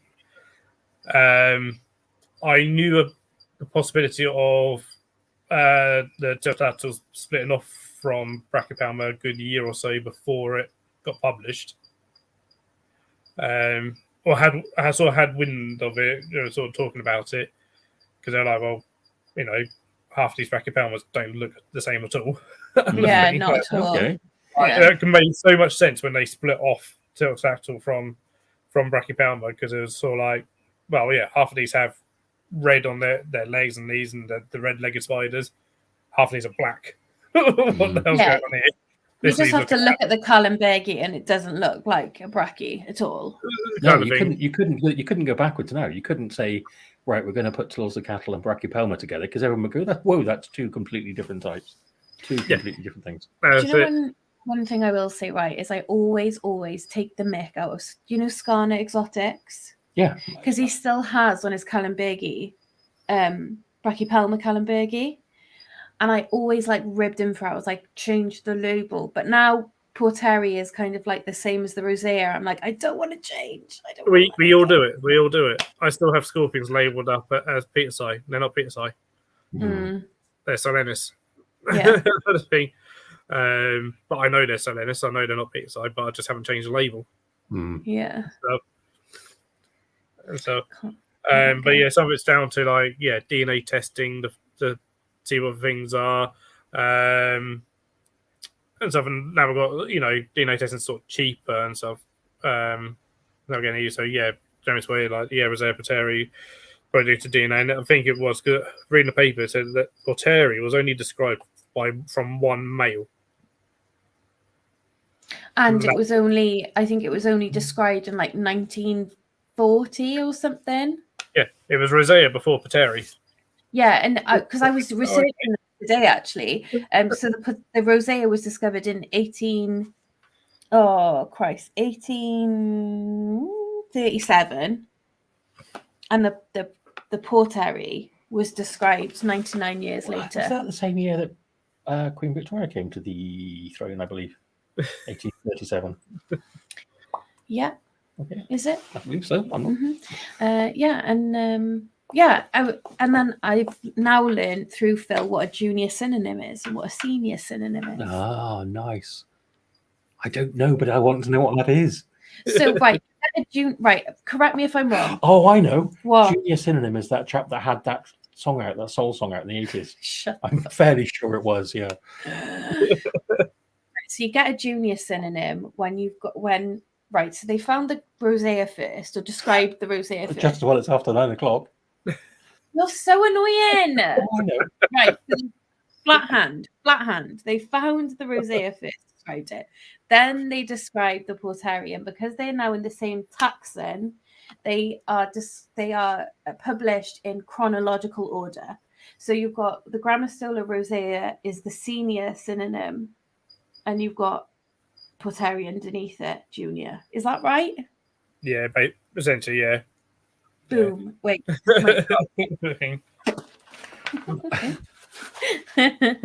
Amazing. Excellent. I feel like I learnt that, and then I will not remember it as due to age. Well, I will shortly be releasing a post on it. But fantastic. Yeah, well, that's what. Yeah, things change because of things, but also misidentification. Back when trans were being discovered, when they're brought back, people in the museums would change labels around to try and discredit each other. No way. Yeah. That is amazing. I learned that on one of Andrew Smith's DVDs, where like I think it might have been the Bracky Pelmore maybe.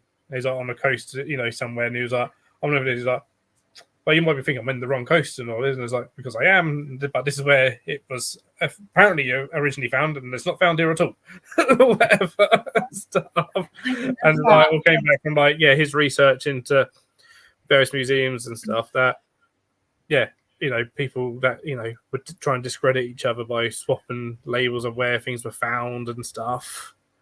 I So, absolutely love the thought of arachnologists being petty. Yeah, just throwing shade on each other. I love it. Yeah.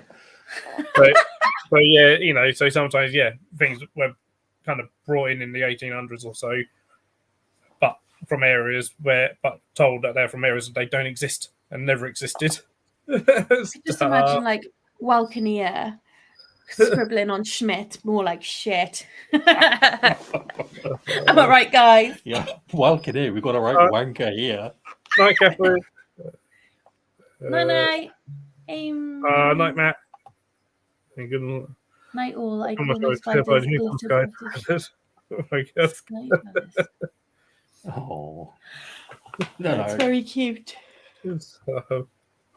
So it's just with more research going on and stuff. It happens in the reptile world a lot as well and stuff. And as there's more and more people getting interested in it and stuff, and more and more funding's becoming available, and it's becoming cheaper. Yeah. And stuff. You're not going, Matt? Why do you say night all if you're not going? That's all that are going. Fair enough. Night, Steve. Yeah. We're quite lucky now with the internet and that. Nice to meet you. Nice to meet you properly. I think I bumped into you in chats a few times, but it's nice to have said hello properly. It's easier to publish stuff nowadays and stuff. So that's why again, like so many more reclassifications and name changes and stuff, but it doesn't always trickle down to hobby level. Mm-hmm. Some do, some don't, and it sometimes depends on what if sellers take up the name change or not, sort of thing. So like, but I have a question. Still got sellers selling Bumba Horrida as Bumba Cabocla still. Yeah. Okay. I do have a question though. What I did actually mean to ask you. So let's just say for argument's sake, Porteri, Rosea, right? They are two different colours. Yep. So what are we calling them? Two different colour forms of the same thing? Basically, they are the same species. What will probably happen, I'd imagine will happen, is people will still differentiate the two colour forms as Rosea and Porteri, most probably. Because I was thinking about this earlier when I was writing it. You wouldn't want to mix the two. They're essentially two localities. Yeah, so it's kind of like the Grammostola quaggai and the pulchra. I think all that separates them is a river or something in Brazil. Yeah. And I suppose it's kind of a very similar argument to that, right? And same with Brachypelma smithy and Brachypelma mori. They're separated by a river in Mexico. Yes. But you look at both those species, and you look very, very similar to each other. But that's all it takes in spider world is a river, and you've evolved differently to each other and become different species or different localities. I mean, I think the colour forms of the Pteronoclus murinus, they are wildly different in their colour forms. But they're all murinus something. So is it the correct way to call the Porteri Rosea NCF, normal colour form? Okay. Or do you still call it a Porteri? Or you call it, as James put here, Grammostola Rosea ex Porteri. For what you'd call like the normal colour form, if you like. I see. Okay. It's one that the hobby will, on a hobby level as well, but in the scientific community, they'll all be seen as the same thing.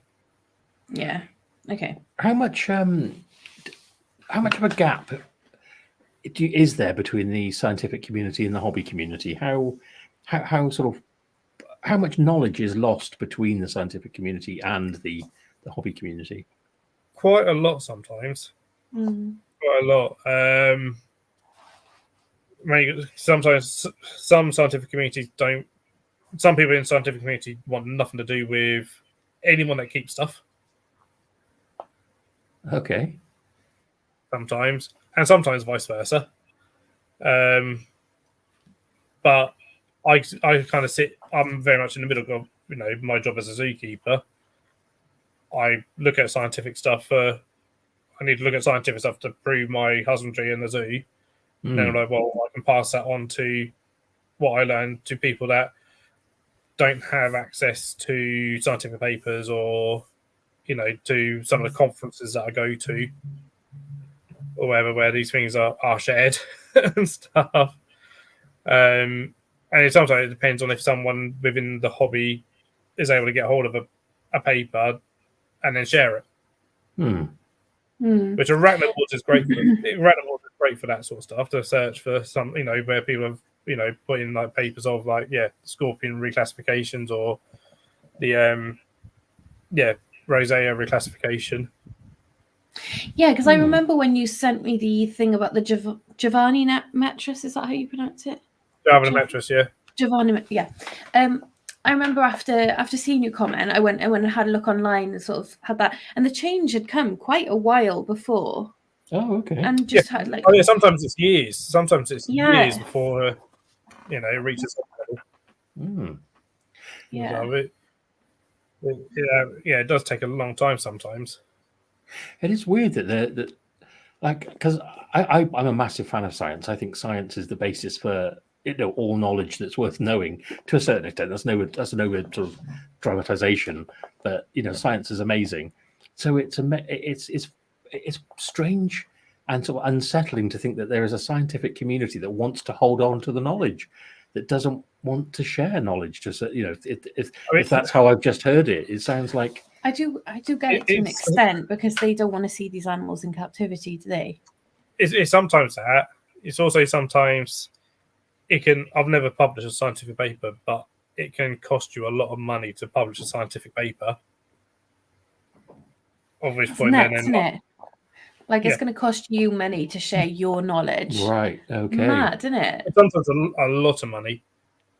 Sometimes I remember one podcast I listened to, Herbological Highlights, because they both write scientific papers, and their podcast is all about breaking down scientific papers on reptiles and amphibians. And one of them was looking to get one published as like free access, and it was going to cost them something like £5,000 or £6,000.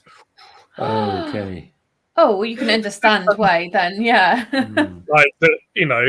Or they could get it published, within the same journal, not free access, open access. So, it's behind a paywall, and then it's much cheaper because the journal wants their money. But that's how, depending on what sort of paper you're doing, how it then gets sort of thing. So that's why sometimes it takes a long time for it to get into the hobby side of things, because that journal's got to have made its money sometimes before someone can perhaps screenshot it or whatever and get it into the hobby side of things. Yeah. When I think that people can afford to pay for a journal or whatever. Some of them have insane prices, and you're like, what the hell, kind of thing. And then they're less willing to share that knowledge for free because it's cost them a lot to actually publish it in the first place. But that's how you get it recognised, because it's peer reviewed and stuff. That's what I was about to ask. That's obviously when I'm assuming peer review happens after it's been published? Before publishing. Before publishing, okay. Yeah. So there's almost a risk then of saying, right, this is, as I understand it, and please correct me if I'm wrong, that you're going to pay that much money to have something peer reviewed, which may end up not being. I think I've never written one, so I don't know exactly how the process works, but I believe it'd probably be only when it's published that you have to pay, or you perhaps have to pay a certain amount to have it peer reviewed, and then maybe more to actually have it published, maybe. But I know it's always like a basically a race to try and get your papers published. Because no, again with Brachypelma auratum, Andrew Smith was writing a paper to name it Flamius or Flamia. But he got his in just after the person who named it auratum got his in. So okay, right. The name went to that because it was just like, you know, like maybe a day or two afterwards.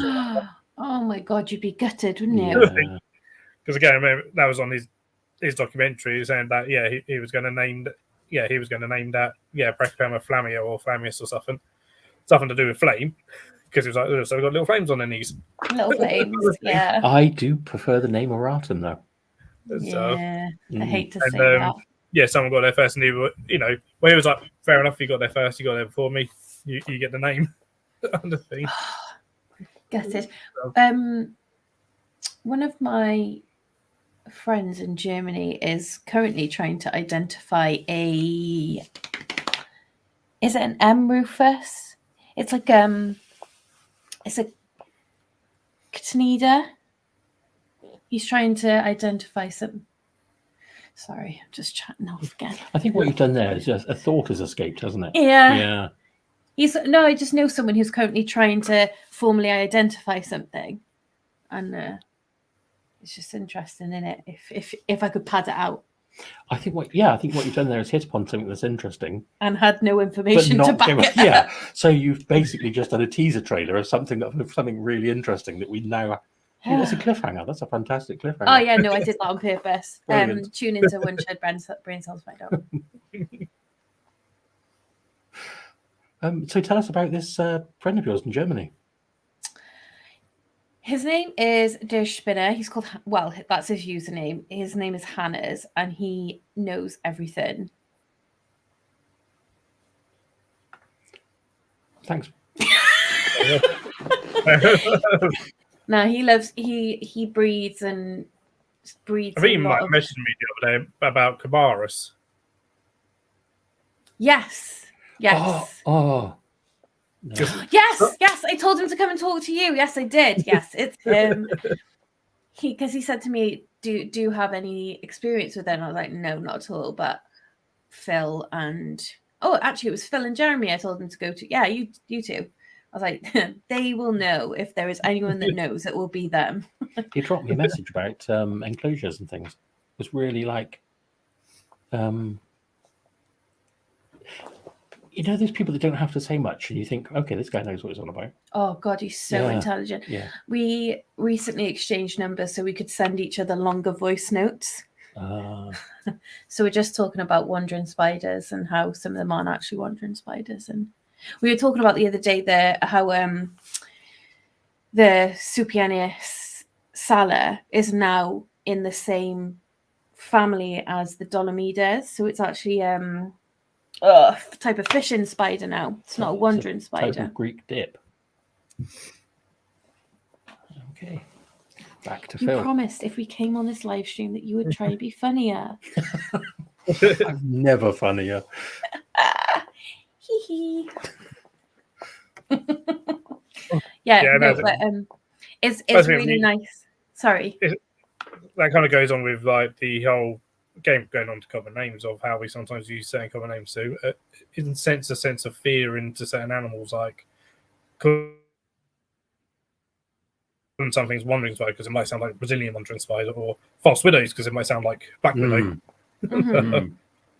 It always makes me kind of not laugh, but it's amusing when someone's like, oh my God, I've got a false widow in my house, and I'm like, it'll calm down. It's fine. It is weird, isn't it? Yeah. I mean, they didn't do that with isopods. All the isopod names are incredibly cute. Yeah. You have affection for isopods because they're called like Panda and Rubber Ducky, and is it Rubber Ducky? Yeah, they're incredibly cute names, and yet, why doesn't that happen with tarantulas? You got Tarantula, which is like the Death Walker. Yeah. I don't know if there's any tarantula called. They got the Death Stalker Scorpion. Scorpion, yeah, little tiny thing in there. Small.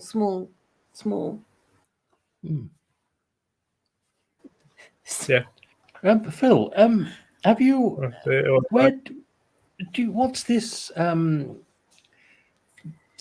UK native member of the tarantula My family. fucking Christ. I think it's Right, hamster. no. I think word the question how you word it normally. That is so rude. You're not wording it in the way. Right. Let me tell you, this man is unhinged. I'm so sorry, Phil. She is so rude. Don't gaslight me in public. Yeah, there's is it Hampstead Heath?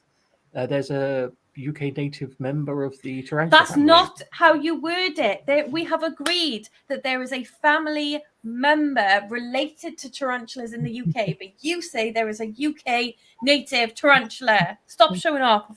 I don't say there's a He bloody does, and this is what it does to me. Look, I'm acting nuts on a live stream. Phil, did the question I asked sound anything like anything that's just happened? I don't. You're a horrible, horrible liar.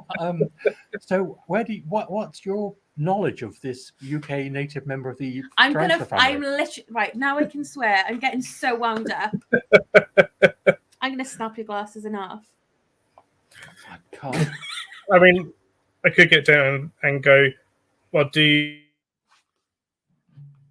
you mean, or do you mean like today?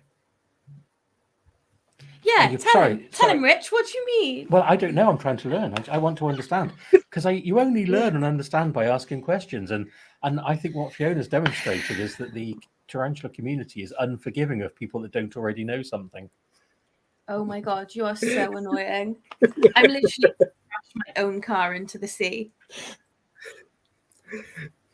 I'm going to crash my car into your... This is how dangerous tarantulas are. So what was I? Sorry, Phil, you actually sort of dropped a bit there because my internet's rubbish. But what were you saying about the... So for me, it depends on what you actually mean when you say tarantula. You'd like to field that one? I wouldn't, because there isn't a UK native tarantula. The tarantula family is a strange. Let me take you back 22 million years. Yes. The reason I say, in the scientific community, what you call a tarantula is not a tarantula. Okay. There's one species of tarantula. Okay, because I've always understood that is a wolf spider. Which one? The wolf spider. It's a wolf spider, Lycosa tarantula. Wow. I've just had my mind blown. So does that make the UK native member tarantula megalomorph? Yeah. Right. So you're definitely saying there is a UK native tarantula family member. I appreciate that, Phil. Thank you.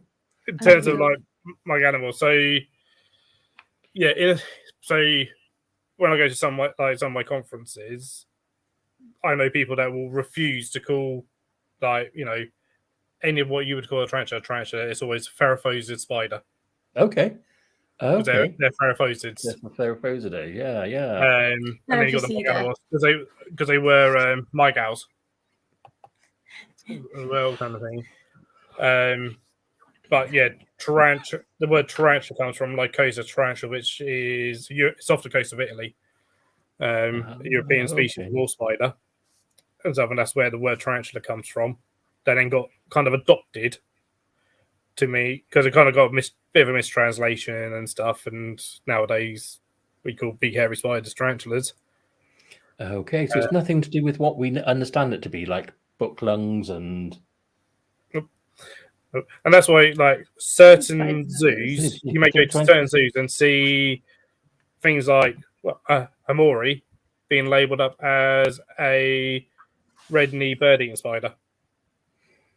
Oh, because don't what we consider to be tarantulas have two sets of book lungs rather than one, like in true spiders. Oh, I see what you're saying. I just thought you meant having. Yeah. I think your determination to prove me wrong is your undoing. There we go. Well, you did pronounce Thursday wrong. Taranto in Italy, hence the name. Ah, yes, right. Because there's all sorts of things in Italian. It's like, isn't there dances like tarantella? Isn't that pasta? I'm sure I can't have a conversation with you anymore. Why not? I really enjoy it. You look like you're gonna actually stab me in my eyes. You're so aggressive. I don't know what to do now. So that's where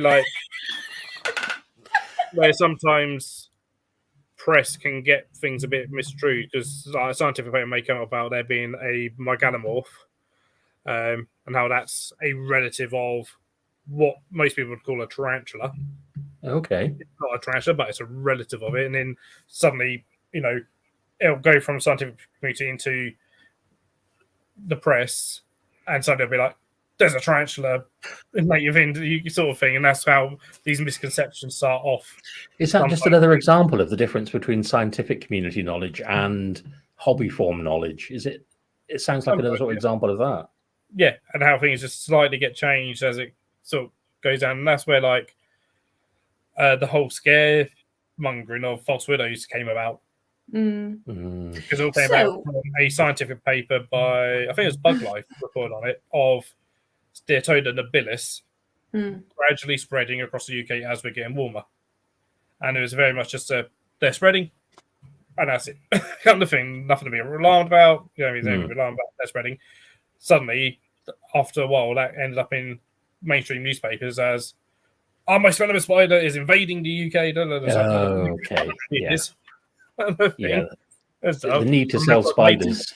The need to sell papers over sort of powers. Exactly. So truth. You'll get something scientific, and then it gets misconstrued by mainstream. Here's a question for you, Phil. Oh, no, night, Jeremy. See you, Jeremy. Cheers for joining. Yeah, Jeremy. As someone who considers himself to be, fairly Welsh. I'm 100% Welsh, not fairly Welsh. Okay. 100%. How would one get into the more scientific side? Like, where would I be looking? What are some great places? Yeah, what are some great places to look? Because I knew obviously tarantulas are megalomorphs, but I didn't know that there was only one tarantula, which is the wolf spider from Italy. Like, I didn't know that. It's literally stuff, although I've never been to it, but things like the BTS lectures, that'd be a great place. You remember the BTS and you get the journal, that's a scientific journal in a lot of ways. Okay.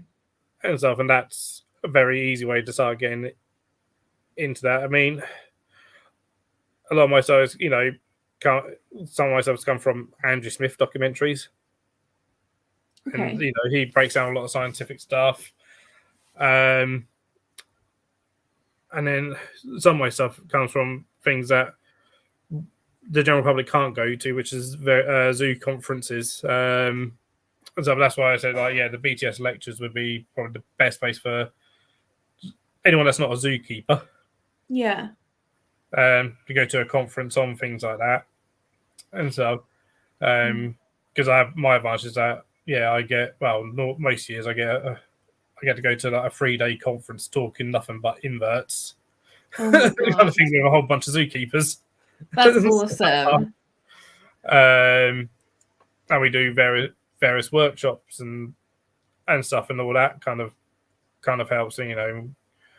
That's where I knew about the potential. What was then the potential change, and became the change in brachypelma and pterodactyl a good year or so, and before it actually got published, because I had a whole hour and a half lecture on it. That's so cool. Kind of thing. On the identification of brachypelma tarantulas, and stuff, and how dangerous it is to identify one based on a photo. Hey, Aaron. Cool. And so, because literally, the guy. He's at Chester Zoo. Thomas, he's fantastic. He's one of the top invert keepers in Europe. So he looks at something and it breeds. Nice. And he brought up 4 or 5 pictures up on screen of things like vagans, Acteon, various red-rumped tarantulas. And literally, there's 50 of us zookeepers there or whatever, and he went, right, which one is the vagans? And based on our photo alone, I think none of us ID the actual vegans. Wow. Okay. Honestly. Anyway, that's how difficult it is, sort of thing, based on photos alone, sort of thing. They can be so similar, and stuff. And then, like, it was really, really interesting. So we get things like that. Sometimes get people come to the conferences to present something before it gets published. Oh, cool. Sometimes, so we get like sneak previews. But it's kind of, you have to kind of dig and find. I'm on the fringes. I'm on the outskirts of scientific community. I sit in that middle bit. I'm sort of hobbyist at art kind of thing, and the zookeeper and stuff. I just have my resource and see people share stuff, and then I read it. Oh, that's interesting. I'll read this and stuff. And know some people that do write scientific papers. So like, I did a paper a while ago on UV lighting for arachnids. Someone that's done an initial study into UV lighting. Interesting. Okay. And stuff, which is interesting. As I said, more needs to be done in terms of it, because here's the thing: in the zoo world, we tend to give ours UV lighting, but we none of There this question is like, why do that? It's like, just so we can see the spider. Actually, we haven't really properly looked into this. Maybe we should.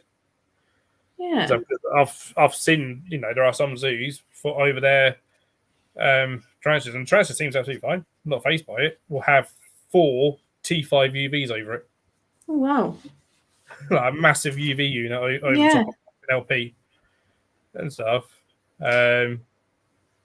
Well, yeah, in the wild, they're exposed to quite high percentage, like high intensity UV. They can be, even indirectly. Yeah. We sometimes don't realise actually how much UV can actually go into a burrow. That's really interesting. And it's something that, again, it started to be looked at, because we kind of us within the working group kind of called for it, like, you know what, we do this, but we just do it. We haven't really looked into it. Maybe it needs looking into. Can someone look into it for us, kind of thing? Can someone do this in a lab and stuff? And because a lot of us have started giving UV light to our live feeds.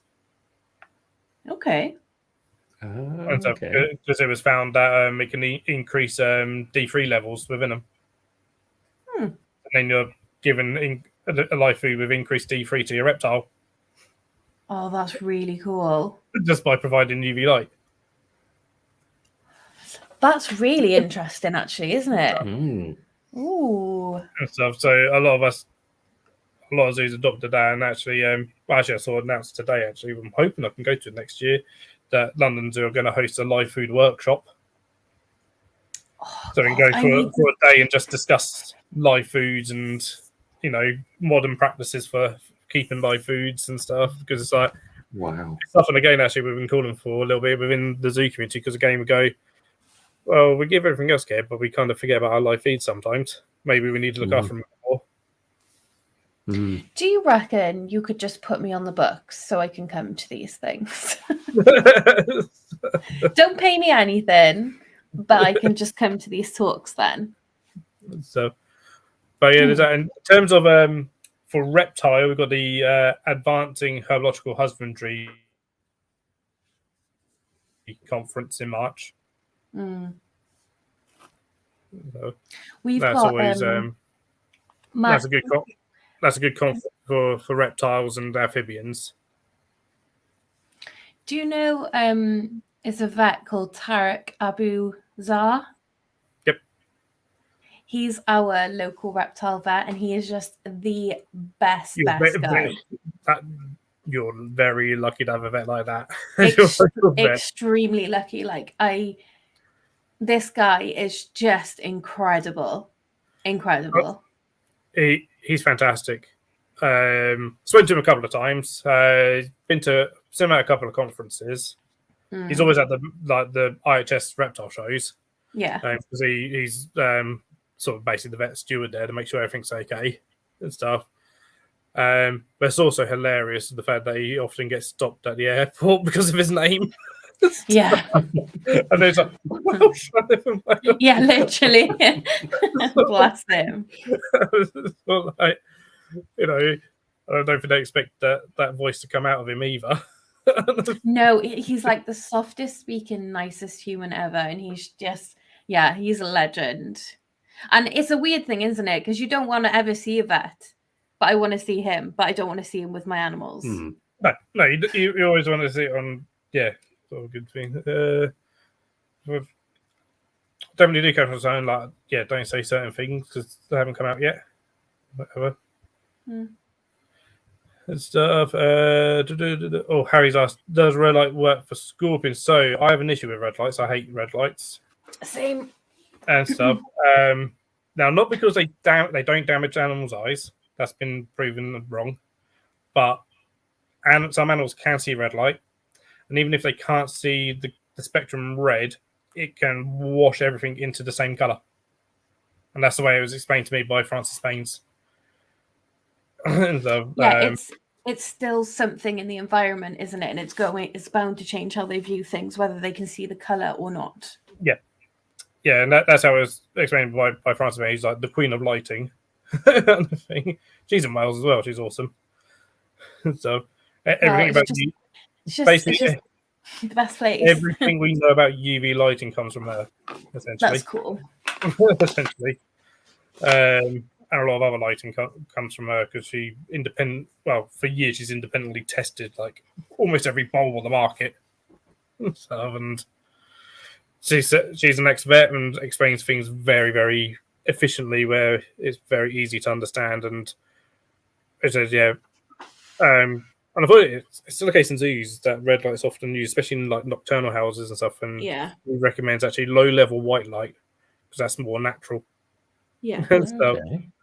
And it was purely a marketing thing. The red light, a lot of the time was sort of, have a red light and you can see your animal at night, but the animal may still think it's daytime. Yeah. Wow. Yeah, because when I first got into the hobby, I actually got an LED light that changes color, and I always used to have it on red because that was like a belief that I held at the time. And obviously, the more I've learned, the more ridiculous I know that is. So it's just blue all the time now. So, ultimately, red light is not going to hurt it. If you want to have a red light on LED, for a bit, just because it looks nice, it's probably not going to damage a scorpion in any way. So, but I'm not a huge fan of red lights. I prefer white lights nowadays. And so, but especially for reptiles as well. Especially for reptiles. Mm-hmm. What have you noticed, or what do you think is common practice that, under the same example as the bulbs that people use but don't know why they use them, what else do you see in the hobby that doesn't need to be done but is popular, or is popular but the reason why people do it isn't explained? So lots of things, and sometimes because it's not. Sometimes it's due to the way things are marketed. I'll see you later. Night. See you later. Stuff. There's a lot of products on the market that are purely money makers, and that's it. So, match just what humidity gauges. Absolutely, your dial humidity gauges. Chuck them in the bin. They're useless. Absolutely useless. They tell you nothing. They will not tell you how humid an enclosure is. Because you can literally pour them underwater and they'll say 20% humidity. Like, they literally do nothing. They're a waste of £2. So digital ones are better, if you really want to measure air humidity. So, but pelleted tortoise food. A lot of tortoise products, actually. Most tortoise products that are marketed for tortoises are rubbish. Okay. So all the pelleted tortoise foods, pretty much all of them, are made up of nuts. Oh. Ground nutshells. which is no Yeah. good for a tortoise. Can't get anything out of that. It's kind of weird that, like, why wouldn't they just make food that is meant for a tortoise? Mhm. Yeah, it's only like this year that there's been a dry feed that's made for tortoises that actually looks any good. Oh. Because Arcadia made it, and it's literally they've got somewhere I think in the Netherlands, I think, basically feel that they can basically harvest wild plants from throughout the year, and they just dry it out, put it into blocks. There you go. You soak it in water, a bit like a cord block. It expands, and it's like meant to have a minimum of 52 plant species in it. Oh. Oh, okay. And nothing but plant. It's just plants that have been dried. Because that's what you need. You know. How does it take so long for that to be a thing? That sounds like something that should always have been there. Is that marketing? Yeah. Is that somebody that can find a much easier, cheaper thing to put in pellets and they can market it? Well, it's cheaper to make pellets out of ground up nutshells because that's a waste product and various things. And the thing is, they tick, those pellets stuff tick the box because they are fiber. They're this, that, the other. Right. A lot of it's not really digestible for tortoise. So it's one of those things where they're like, we'll label it as this, but actually it's completely useless. That's it. Yeah, some of them, some of those pellets even have like colorings in them and flavorings in them and stuff, and it's all like, well, that's no good. No. The tortoise kind of thing. So yeah, you see, so yeah, a lot of pellets, most pellets I really despise. I think just go outside and pick your food. It's cheaper, and it's free and it's healthier, kind of thing. So one of the biggest misconceptions sometimes see in the reptile world is heating stuff. So people using things like heat mats or ceramic heaters as a basking area. Reptiles can't bask on or under them. Okay. Because they produce the wrong infrared wavelengths. They're literally designed as background heat. Yeah, it's meant to just heat the environment sort of thing, isn't it? Yeah, just as background heat. Yeah, so I've got my bearded dragon on with CHE at the moment, but she's completely asleep. So she doesn't need to bask. She just needs it to be warm. Is that right? So they basically they warm the skin and nothing else. They won't actually warm the internal of the animal. Yeah, because the gold standard is DHPs, isn't it? Nope. No. Nope. They're slightly better than a CHE. Really? I thought they were deep heat projectors. Yep, they'll do a slightly better job. So I prefer deep heat projectors over ceramics, but for basking, halogen bulbs. Oh, for basking. Yeah. Sorry, yeah. You'll get a lot of people that will use deep heat projector or ceramic or a heat mat as their basking area. Oh no. It's actually, if you took a thermal imaging camera to that animal, it's probably cold. Another thing. Okay. But some of that was only found out in the past 5 years or so. It's quite, it took basically, again, thermal imaging cameras to get a bit cheaper. Someone then to actually compare animals in the wild to animals in captivity. And stuff with thermal imaging cameras, and then, other people that go, oh, we need to look at this. To then look at changing things and stuff. So that, I think the great thing is at the moment, like reptile husbandry, and is really on the up. It's becoming a lot more, like even like the standardized keeping is becoming a lot more mainstream now, which is good. Well, yeah, and it's getting, it's pushing the boundaries more and more, and there's more and more people wanting to push the boundaries and to try different things, and that'll trickle down, kind of thing. All the time with people wanting to do better and stuff. But I think Matt said something about beardies. I've been banned from so many bearded dragon groups all the time and stuff. Yeah. Okay. Got one tiled floor for beardies. Don't get me started on this. Or, there's an account called House of Pancakes, and they have like plastic flooring, but all of their beardies are disabled in some way. So for something like that, where you need to keep an eye on it, I can understand that. But for a healthy bearded dragon, oh my God, does my head in. It's probably because people are wrongly told, if you keep them on loose substrate, they'll get impaction. They live in the wild with it. They would all be dead if that were true. They would be extinct. Oh, don't get me started on this. What was it? I was listening. How do you feel about that? I'm halfway through it, and they brought up with someone who keeps keeper in Florida who keeps beardies outside and cohabs. So,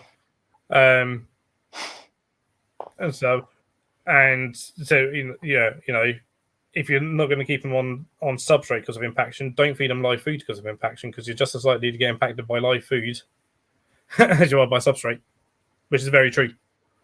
You're more likely to have issues cohabbing bearded dragons than if you just put one on loose substrate. Depends how it's done.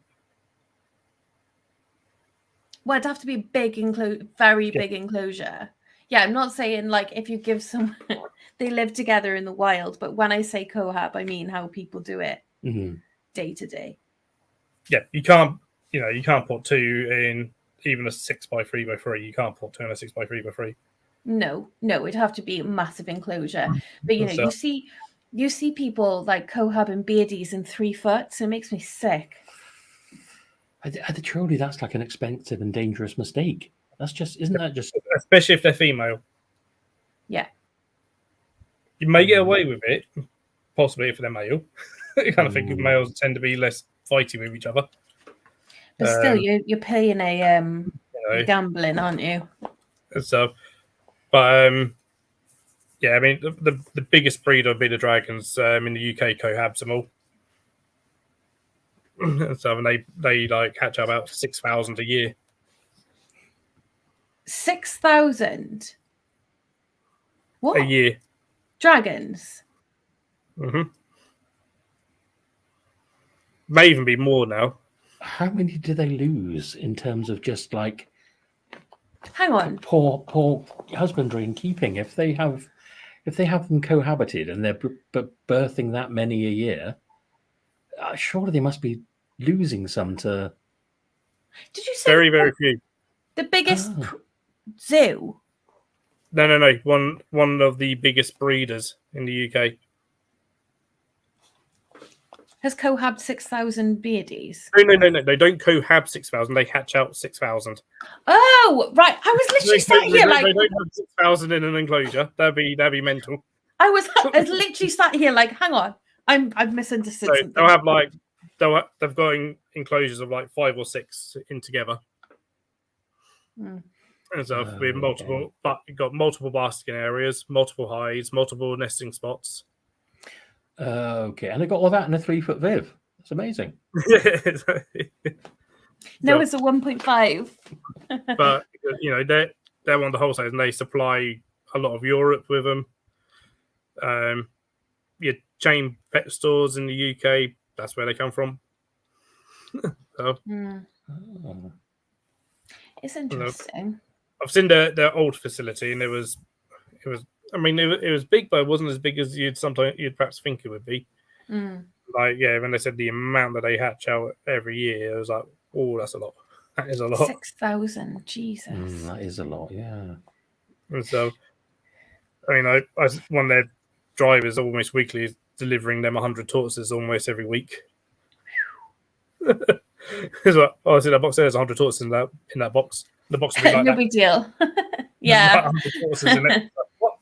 There's 100 tortoises. You take them out, and they're like in a Pez. Like literally, I'll deliver them like the zoo's live food, and he was like, "Yeah, that box has got 100 tortoises in. That box is like 500 bearded dragons in. That box has got this." I'm like, "Okay." Christ. Stuff, it's insane. Just a couple then. Yeah. Wow. So, but it, I mean, as with everything, there's always misconceptions with things. There's always things that become like little sound bites that certain parts of hobbies will grip onto, Mm. and we'll use that in like an elitist sort of way against other people. I've said, I've been banned from many a group for keeping Bearded Dragons on loose substrate, and it's like, well, I've done this for 25 years. Never had impact. It always literally blows my mind when someone argues a style of husbandry where you're replicating the wild, literally where this animal comes from. I literally don't understand it. It blows my mind. How much of that though is protecting themselves, not wanting to? Probably a lot of it. A lot of it, or not. I think this is sometimes actually a big thing that I think we all need to be within any animal thing, is to always be willing to change our husbandry based on new evidence and stuff. And sometimes sometimes we can be defensive about being wrong about stuff, and sometimes we need to be open and like, I got this wrong. Okay, I need to change, and not be too ashamed of getting things wrong, because we all make mistakes. Yeah. Well, yeah, like you've told me that thing about the dairy cows and Cresties.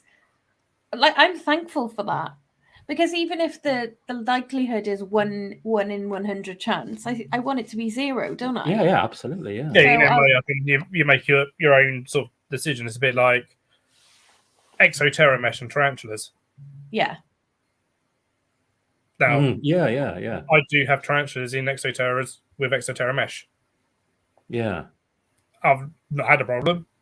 Now, that's not to say that something might not happen, but I know there's a risk there, and stuff, and that's on me if something was to happen. Yeah. And stuff. But within the zoos, we all literally all use wire mesh sort of thing. Every zoo does and stuff, and go to and a lot of zoos hate acrylic enclosures and stuff. Yeah, it's a lot to do with what you like in That's it. It is, and sometimes is that hearing one thing from one person, and then it spreads. So and sometimes we will look at something, instead of seeing that as a sign of something else. So in terms of impaction, go, it's impacted with substrate, therefore it's the substrate's fault, not actually my heating's wrong, or my lighting's wrong, or my humidity's wrong, or there's something else going on that's led to that kind of thing. And Tarantula Rookie's just put down the bottom. Oh no, sorry, Harry Warburton about the Pac-Man frog. Someone said their frog died from changing the substrate. That can happen with frogs because they absorb through their skin, so it's a little bit different to. Well, it's completely different to beardies, because the fear of impaction is if they eat it, whereas Pac-Mans, if you put them in tainted or chemical treated soil, they absorb that. They can get really sick and die from it. You could eat that. It could even be from them if they picked up with bare hands, and if they had some soaps or something on their hand.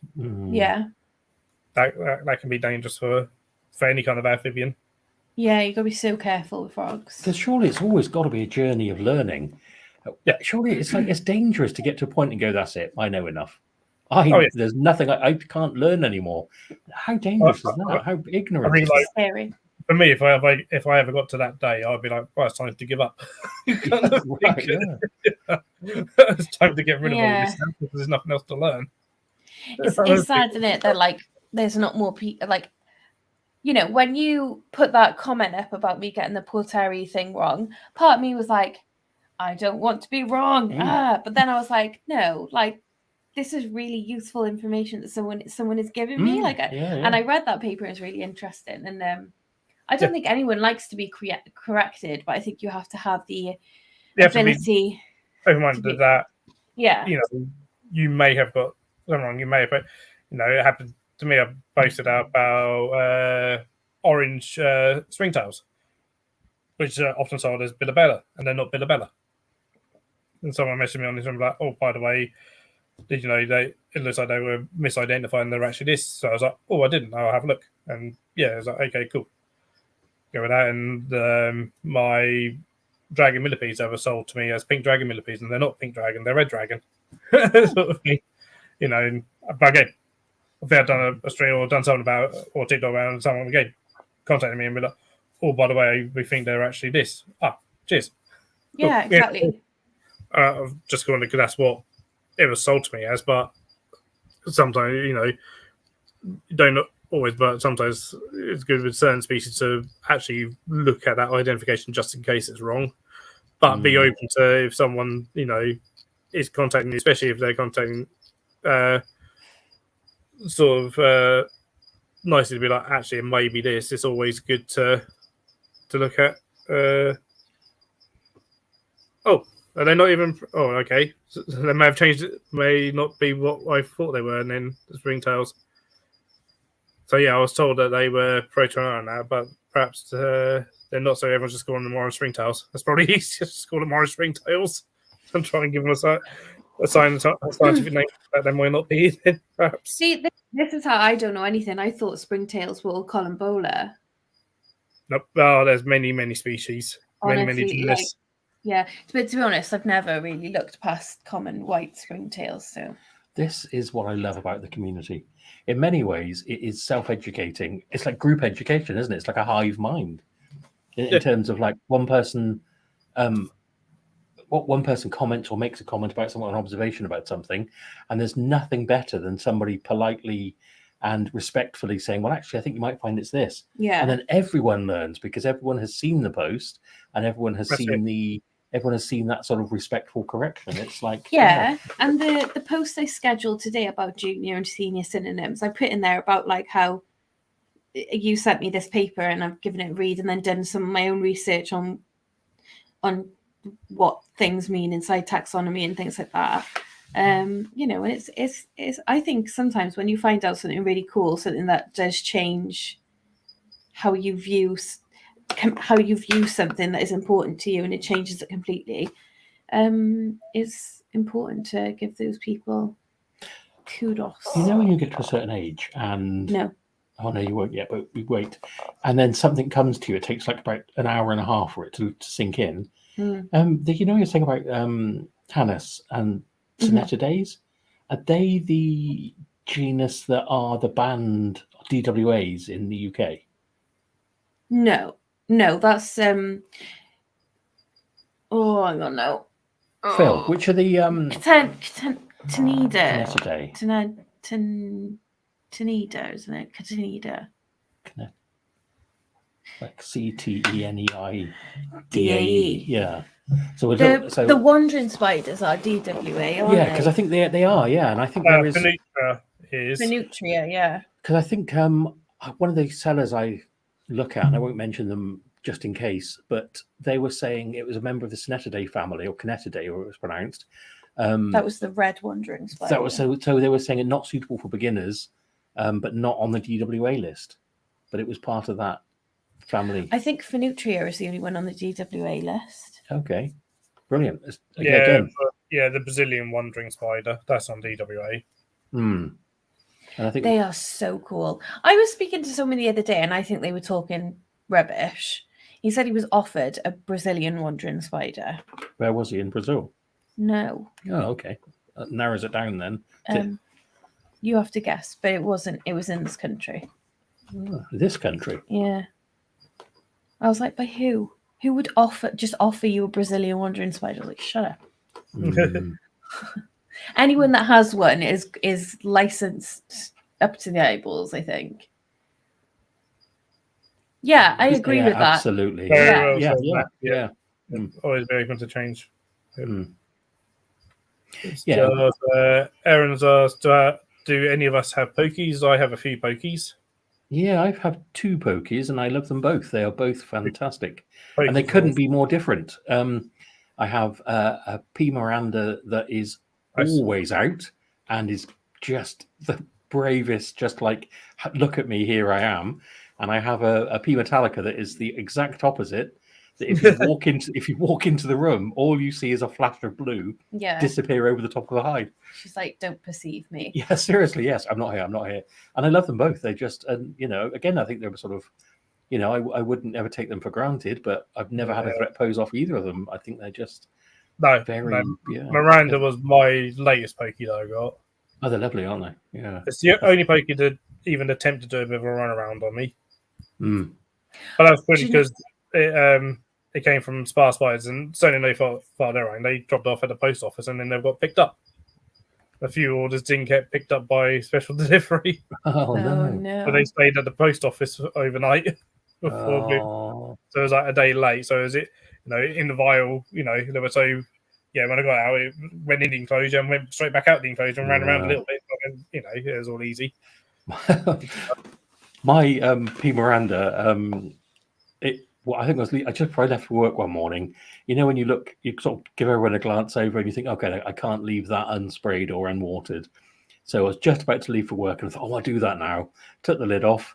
It seemed reasonably safely down. Put the water in, hit the bowl, and then so out shoots my P. Miranda. And luckily it came flying out and then just stopped on the outside of the enclosure. And I was like, this is not what I wanted before work. I was just picturing myself having to shut the door and think, I'll deal with that when I come back. We'll literally ring work like, I can't come in. Can't come out. My Miranda's escaped. But amazingly, it just stayed there when I put the catch cup over it. And it was just like, I think it, like I'm anthropomorphizing again. I think in its own mind, it thought, oh shit, what have I done? I want to be back in there. I don't want to be out here. And it just happily went back in the catch cup. But Pokies, though, I find they bolt and then they stop. Yes, that's exactly what happened. Yeah, and they just, they find a place. I've got a baby changing table, which is my feeding table because it has raised sides. Okay, and often they'll if I ever get something that bolts, for example, yesterday my centipede. Oh Christ! My centipede got out, and thank the Lord I have that baby changing table because it would have been fucking gone in the wind. Could it not get up over the side? It could have if it had a bit more time, 23% more of a brain cell. Okay, right. But do you ever find when something bolts and you literally look at it and you just stop and you're like, oh my God. I was literally looking at this centipede like, this is the worst day of my whole life. Oh, Rookie's got a hypothetical question, and I never had a. I'm just going to answer this one from Harry. He's asking if it's true people mistakenly sell Emperor scorpions in terms of the Asian forest. I certainly know when Emperors were first banned, banned from importation, people started, unscrupulous sellers would purposely sell Asian forest scorpions as Emperors because the price went up. Nowadays, from the well-known sellers, it's going to be actual Pandinus imperator, as far as we know, and not. They do look very different to each other when you know what you're looking for. Yeah. Well, for a start, size. So, I mean, if you want a big one, the one you really want is the Gigantometra Swamadami. What was that second part? Swamadami. I'm going to enjoy saying that forever. Yeah, you want one of those just for the fun of saying it. It's the largest scorpion in the world. And how big are we talking? Crikey! Holy jeepers! That big? It's a puppy. Yes. That's the same size as a kitten. What the? That's a big one. That is a large scorpion. If ever I saw one. Christ. Yeah, if you can find them, because they're from India, so you can't get them in anymore. If you have an alternate that's been on a certain substrate with ceramic heat and no UV for most of the time, would you make a huge change and alter the bulb and add UV, or do it slowly? That's what I do. Change things slowly. Change one thing at a time.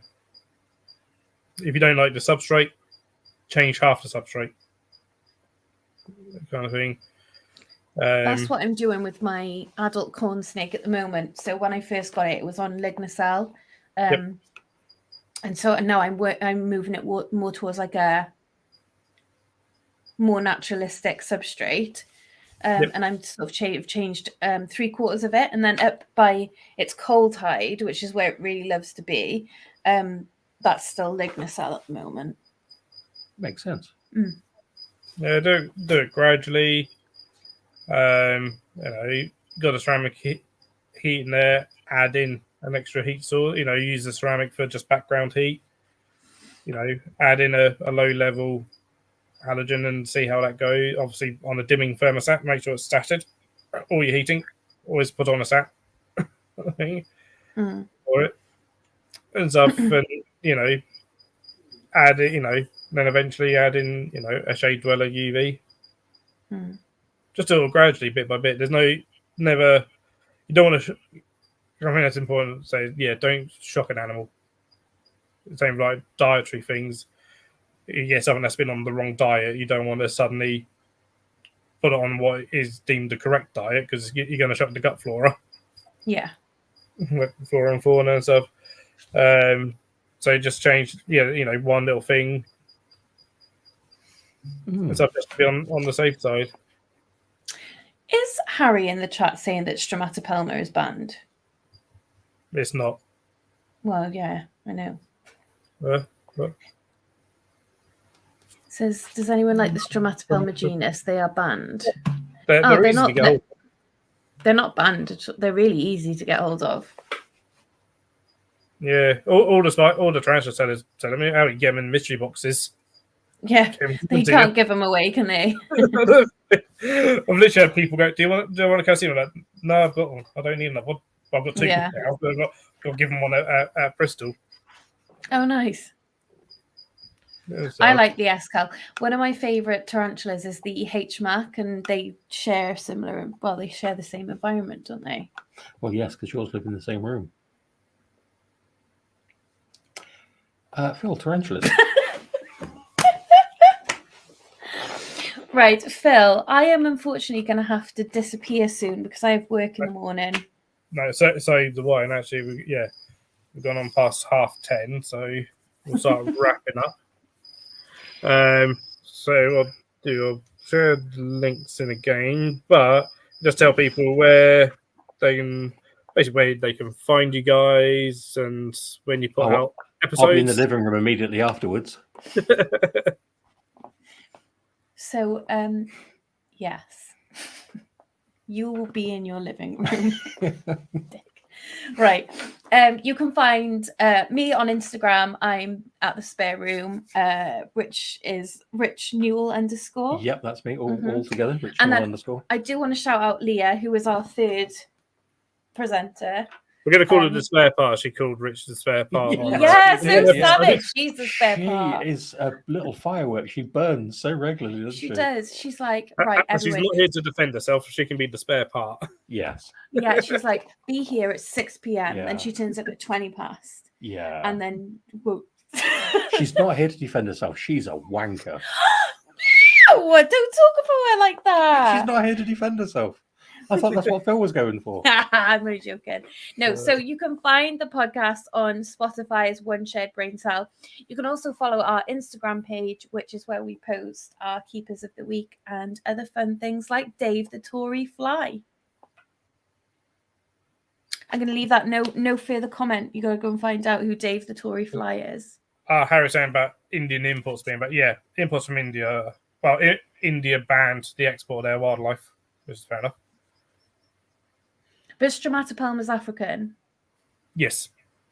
So I don't think it wasn't on about them being banned. It was on about stuff from India being can't get stuff from India. He's like over from India. I did do your logo. I really enjoyed it. Yeah, so that's us, isn't it? Thank you so much for having us, by the way. Phil, thank you for having us. It's been an absolute pleasure. And it's been so nice because I jump into live streams a lot, and I feel like I've got to say hello to people that I co-see into, like Steve. I've never, and like Jurgen, I've seen people like that in chats, co-chats, just and never say more than just a hello, everyone. It's really nice to sort of communicate and bond with people more. So that was really nice. Yeah. As absolute pleasure having you guys on. And thanks for making me your keep of the week on your second episode. I think it was. You're very welcome. It was very deserving. I got back from the Brighton show and I was like, "What's this?" So, and actually, yeah, I was at the Manchester show, so you should have asked my parents where I was. Right, so I'm sure I saw you, but we were leaving because obviously massive drive back to Cardiff, and I was like, and you were mid conversation with someone. I didn't want to go over and be like, Phil, it's me. But yeah, next show I'll come find you. But yeah, no, I was there. Basically, if the stall's there, chances are I'm there. Yeah, I thought so. So I think unless something's come up, and I'm not there, yeah, chances are I'll be there. Okay, so it wouldn't be weird to be like, "Hey, where's Phil? Phil's parents." No, people do all the time. Yeah, I bet they do. Also, and so was asking for you, and normally that's where I am. Like, he's somewhere around here. He's somewhere. He is in the building. He's here. That's which is weird because if you say is Phil here, yeah, he's here. It's like he literally isn't. Otherwise, I'd be looking at him. I'm not going to argue with his parents. I don't think you should. Can you imagine you that? are so disrespectful to his parents. Well, I just said I wanted to respect them actively, actually. Oh, you're so two-faced. Oh my god! Right, I'm going to smash his glasses into his face now. So I have a 40-minute drive home. Oh, wow! All right. Thank you very much for having us, and thank you everyone that's just made it a very, very pleasurable experience. Thank you so much. I hope you get a few more listeners from this because I totally enjoyed the podcast so far. Brilliant, thank you. Thank you. I'm an episode behind, but the three I've listened to have been fantastic. I've certainly laughed a bit at some of the things that you guys have said on it and stuff. Oh, I'm glad you. Probably a good job I listened to it when we're closed. Yeah, probably not appropriate for Cool. Fantastic. Right, bye, cheers, everyone. Thank you very much. Bye. Bye-bye. We'll see you later.